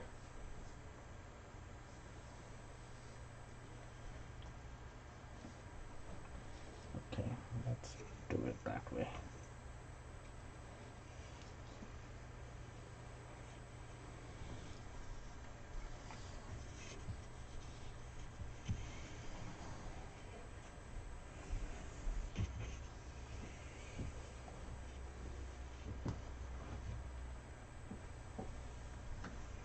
Well, I'm glad you're having fun.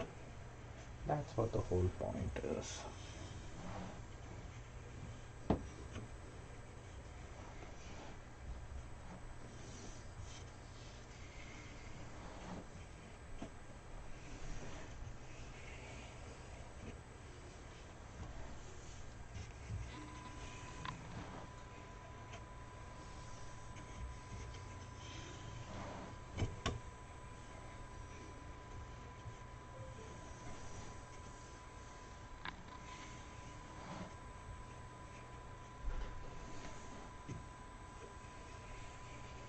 This warp is, these 100 threads are definitely a lot more interesting, right, from the other one.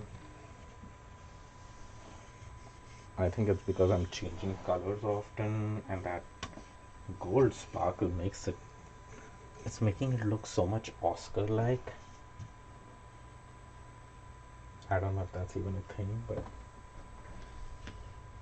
it is. It is very Oscar-like. So, 1, 2, 3, 4, 5, 6, 7, 8. 8, and then this will give me like 10, and then I do 10 threads of my cascade. Is that good?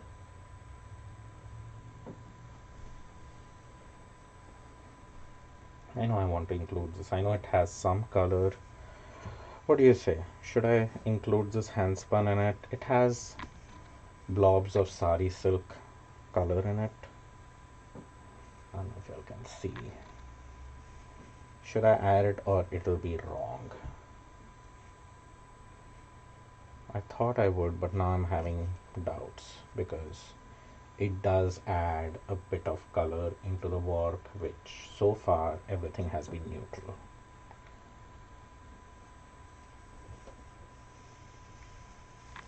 Opinions? I think it's going to look odd, and it might incline me to make it of a certain color. Come on, anyone? Feedback?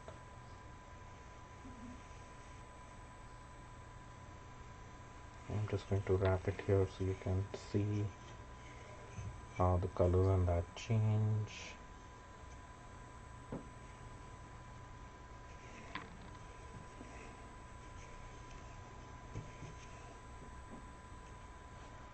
No wrong, only right.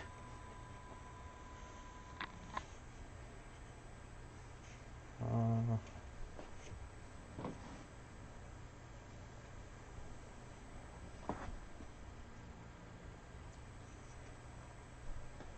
yeah, it's a variety of color. It's not, and it is mostly that same brownish gray. This is a Romney fleece that I had cleaned and carded and spun with sari silk. So let's just add at least a few strands of these. If nothing at all, we'll just consider it as a textured yarn in there, right?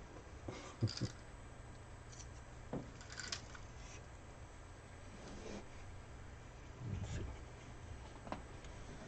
Let's see how this goes.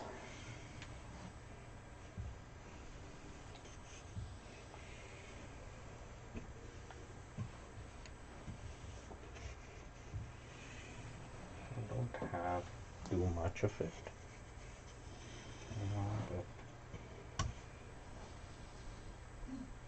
but I have like a full big skein of it.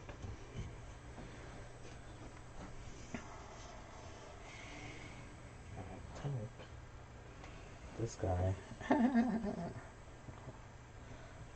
not going to end to the top. I just could do two. Uh, that's good enough. Just two of them. I just had this additional bit of skin of it, so that's where that went. Now the question is 1, 2, 3, 4, 5, 6, 7, 8.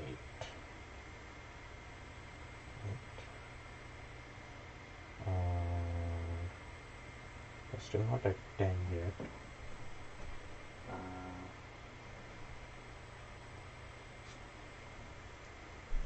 Maybe I will add this guy. Just 4 or 5 threads of this.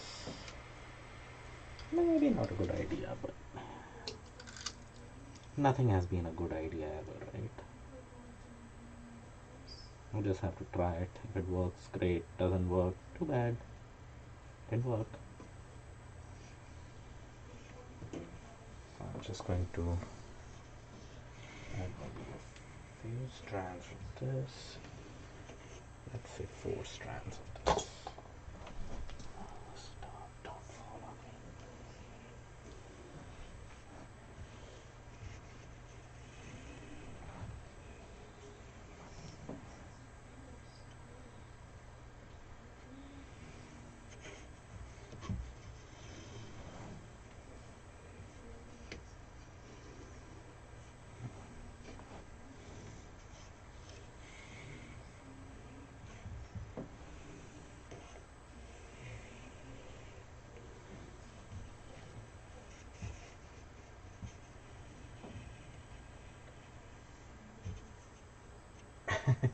Laurie, you just want to come out and hang out with me to play. Fair enough. This is the best we can do right now, right? So we are still playing, so that's one good thing.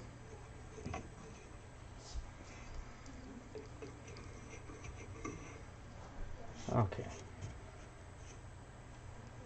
So I like it. I like that. Just 2 strands of that hand spun. Just added a little bit of color in here. 3, 4, 5, 6, 7, 8, and 9, 10. So I think that was 10. So that is 1, 2, 3, 4, 5, 6, 7, 8, 9. We are at 90 wraps. And I want to do the rest all in this, which now I feel I don't have enough of.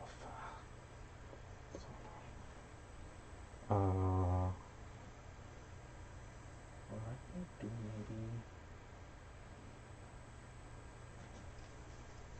maybe 2 wraps of my hand spun, 2 or 3, because I don't only need, I want to do a few extra for my salvage edge too. So yeah, let's do, since I have a lot of this merino yarn, might as well use this. Yeah, it doesn't dominate it color wise because it's just going to be 2 strands, and doing a basic weave or whatever, it's just going to pop out ever so occasionally. So I think it'll be fine.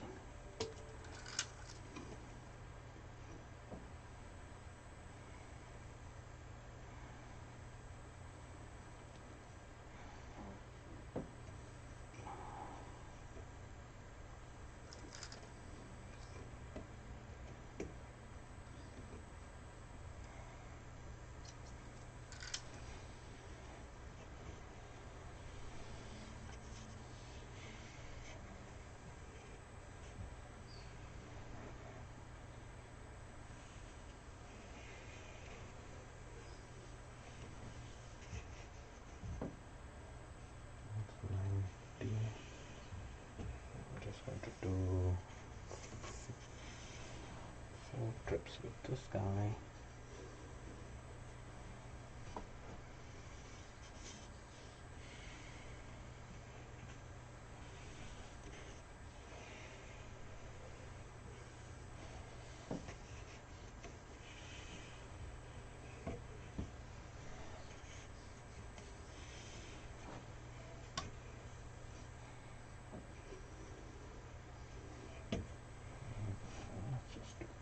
trips.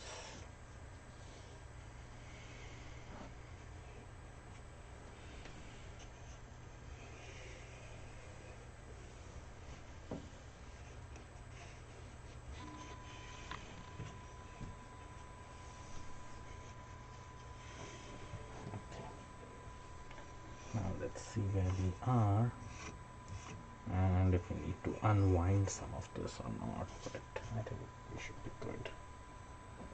So that's 8. So that's gonna give me, oh, so that's not done yet. So let's stop there.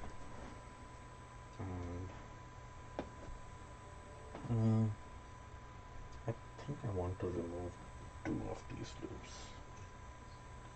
because this yarn is strong, but it's a very soft merino. So I'm just going to move 2 of these out from here.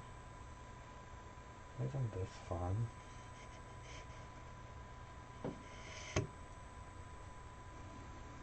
Okay.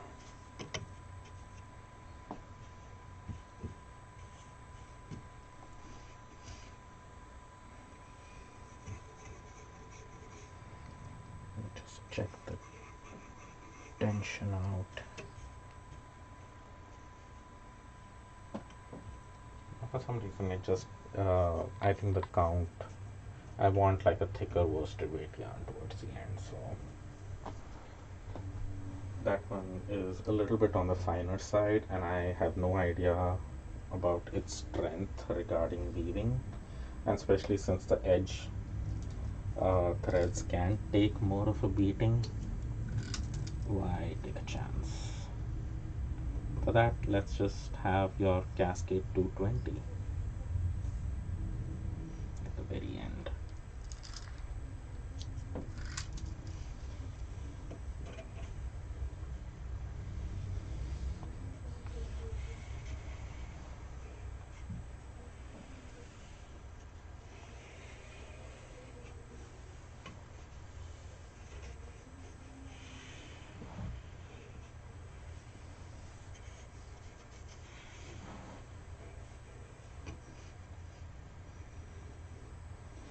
I think I need to do more trip. That will make the 100 that I need, and then I will do 4 more.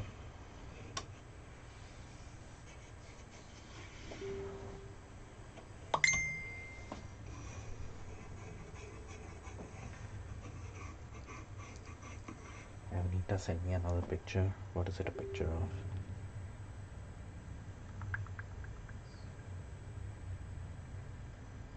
Ooh, warp facing.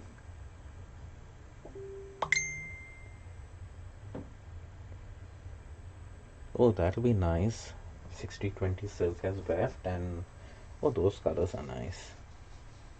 Yeah, I like when I was doing very much of that traditional weaving. I did like the warp facing the best.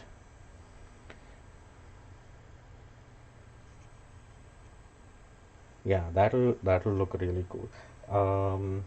I think mine was like a lace weight merino, like Madeline Tosh merino, which I had used for a warp facing scarf, and I warped it in, it was 3 colors, and I warped them like a gradient, so that came out really nice. That'll look good. 2, 3, 4, 7, 8, 9, 10. Okay, so that is the 100 threads that I needed, and I wanted to add 4 more. So let me go ahead and do that.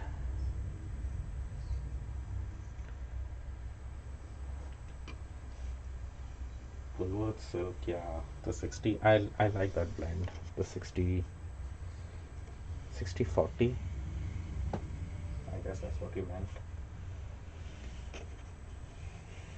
So let's do just 4 more. That's 2.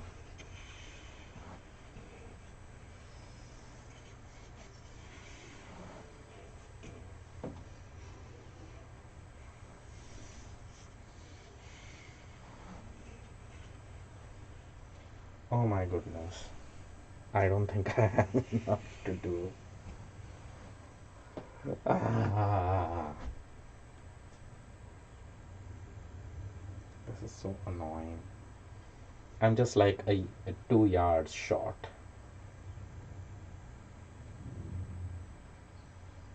Susie says she cannot be pushed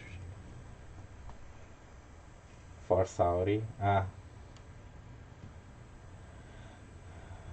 okay. So now what should I do?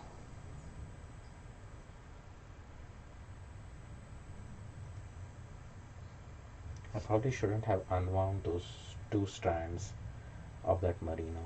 See, then it would end perfectly. You live and you learn.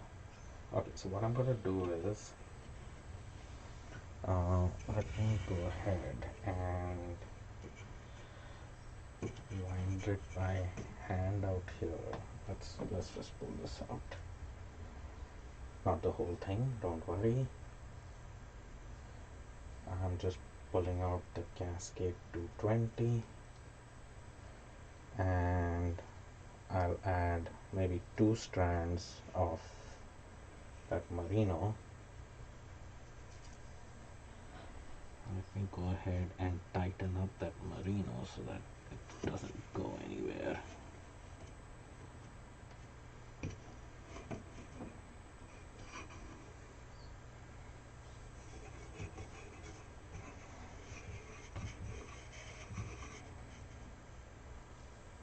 Oh, this must look like a disaster.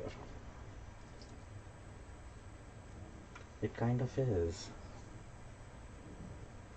but manageable disaster.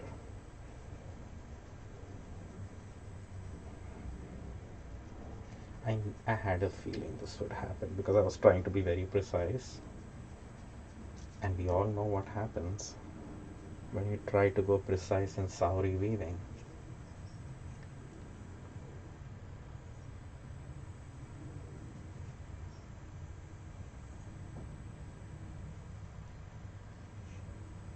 Nothing goes as planned.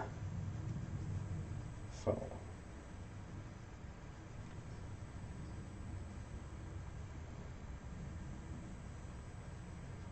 just needed two more strands of that Cascade 220. Two lengths. Always go by your gut. Okay, let's just add.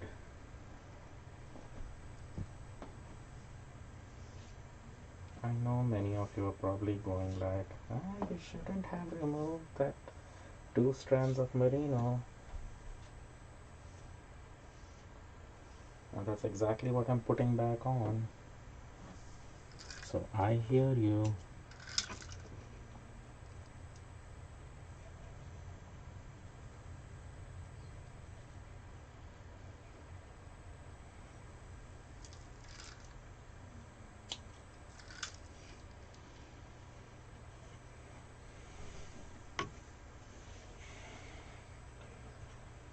Okay. Yep. Back to those two strands going in.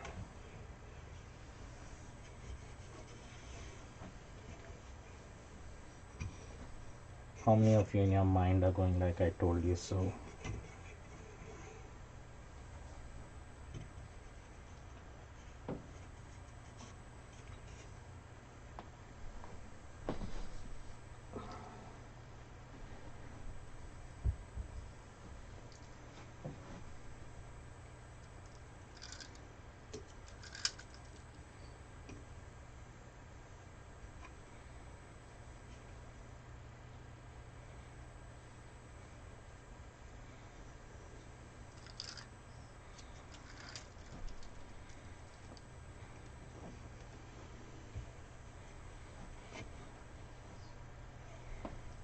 And I'll help if I don't stamp on the yarn and mess up the tension.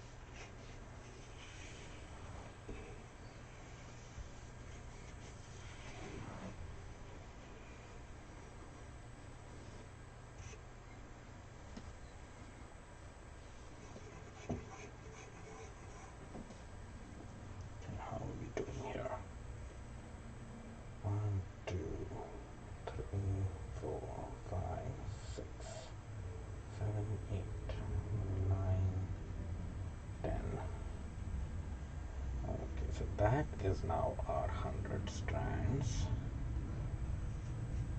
One, two, just wait to take.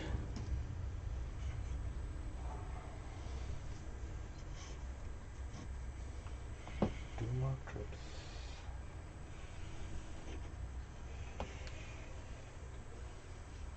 So these are the extra 4 strands.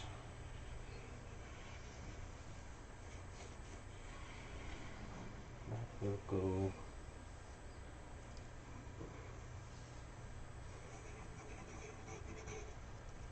Okay, let me check and make sure. Yep, 1, 2, 3, 4. So 2, 3, 4, 5, 6, 7, 8, 9, 10, and 4 strands. Yay, we are done.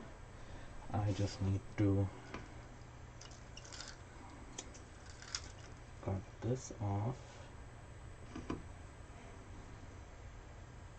Just tie a knot here so I can loop it around the peg.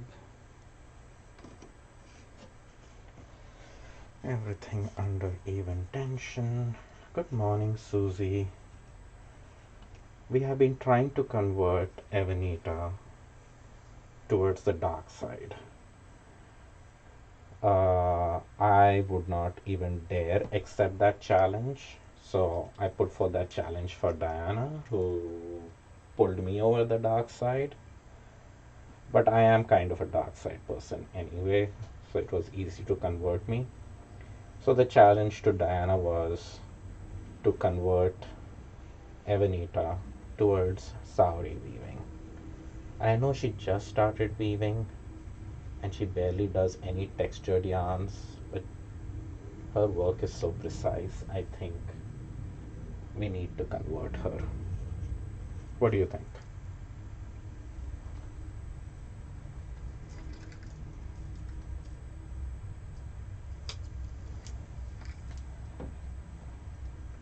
You will share the challenge. Evanita, you're in trouble. We even thought we will just send her some very random, textured, colorful, crazy art yarns, and she would just. And the challenge to her would be that she would have to use it in her weaving. So, but I have known Evanita long enough. Yeah, the challenge. Is Evanita willing to accept the challenge? That's the thing.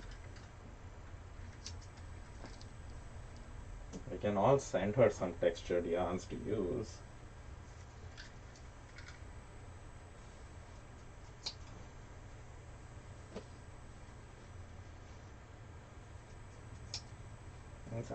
When I started weaving, I was doing that very precise kind of weaving, and I liked the process of doing that. But I think I really started enjoying weaving after I let go. So I think Evanita needs to experience that. Yes, you are in trouble, Evanita. You're going to be getting all this fancy art yarn which other people would just die for. Let me show you something. Maybe this might convert you over the wild side, Evanita.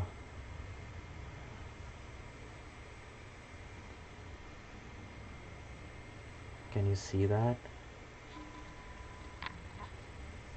All you have to do is accept the challenge, and maybe you could get some of this crazy spiral yarn. It's not very crazy, it's very, very, very neat coils.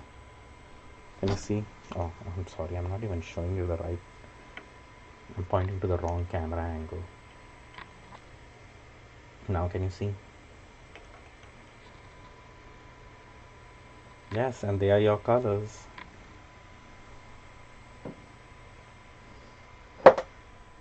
All you have to say is, yes, I accept this challenge.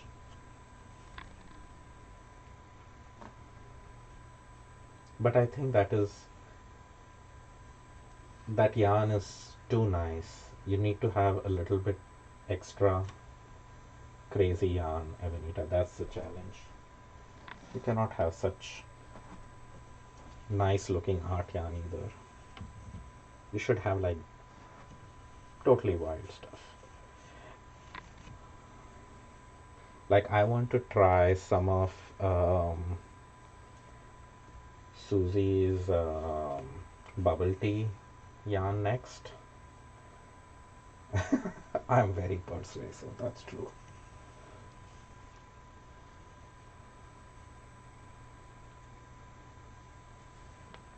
I'm trying my best to move her over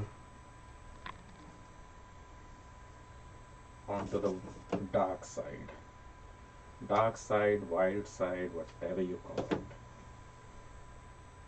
She needs to join us. I'm still a little bit on stuck up on the fact as to what do I do with all these weavings, but I'm getting over that too.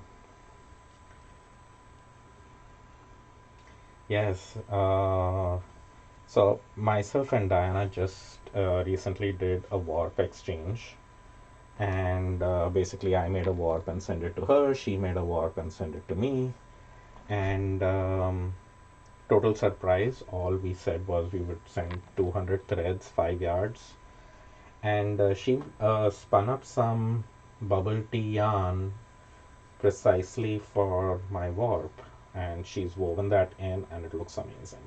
So I'm tempted to do that next.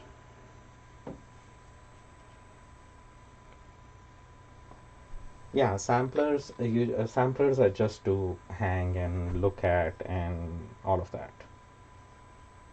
If you want to enjoy the process of weaving, come over to the wild side. I think Diana refers to it as the dark side. I think it's the wild side.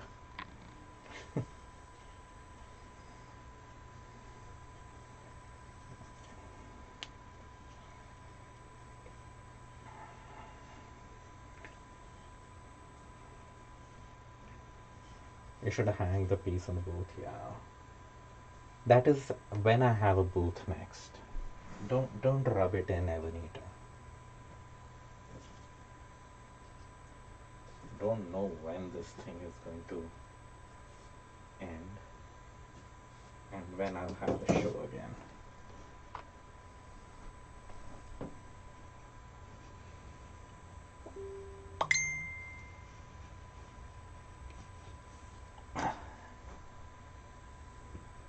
Okay, Evanita is sending me stuff again. That is really pretty, Evanita. That's some cool weaving. But Sauri weaving. Make something unique. See you, Susie. I like your muhahaha laugh. We need to do that.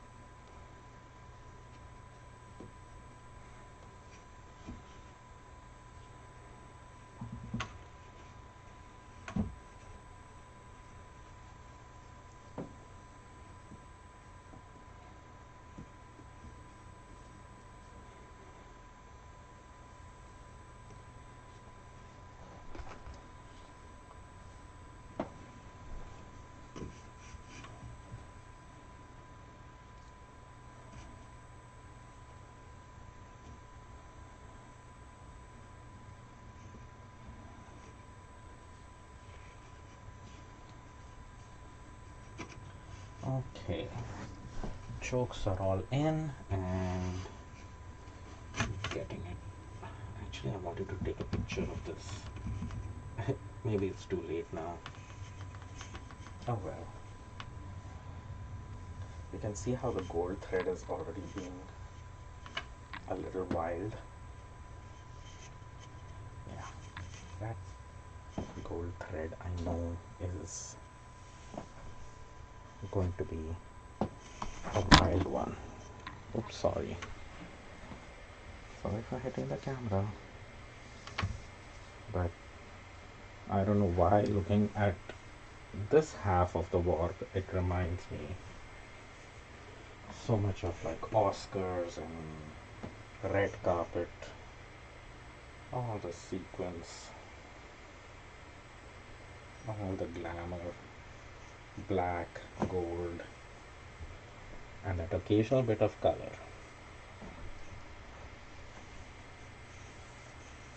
Yes, we all have to look forward to Evanita doing something wild and crazy, right? Okay. Got my cross here. I've got my last loop pulled up here. So that's where I have it all, and I have my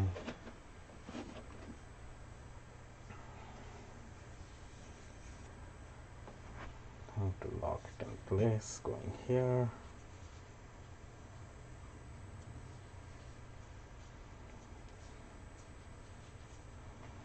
Okay, so these are my warps all prepared now and ready to go on the loom. So I like the gold. I really do like the gold in it. And the first one doesn't have much sparkle in it. The second one does a little bit more. So I think interesting mix on the loom. That's for sure.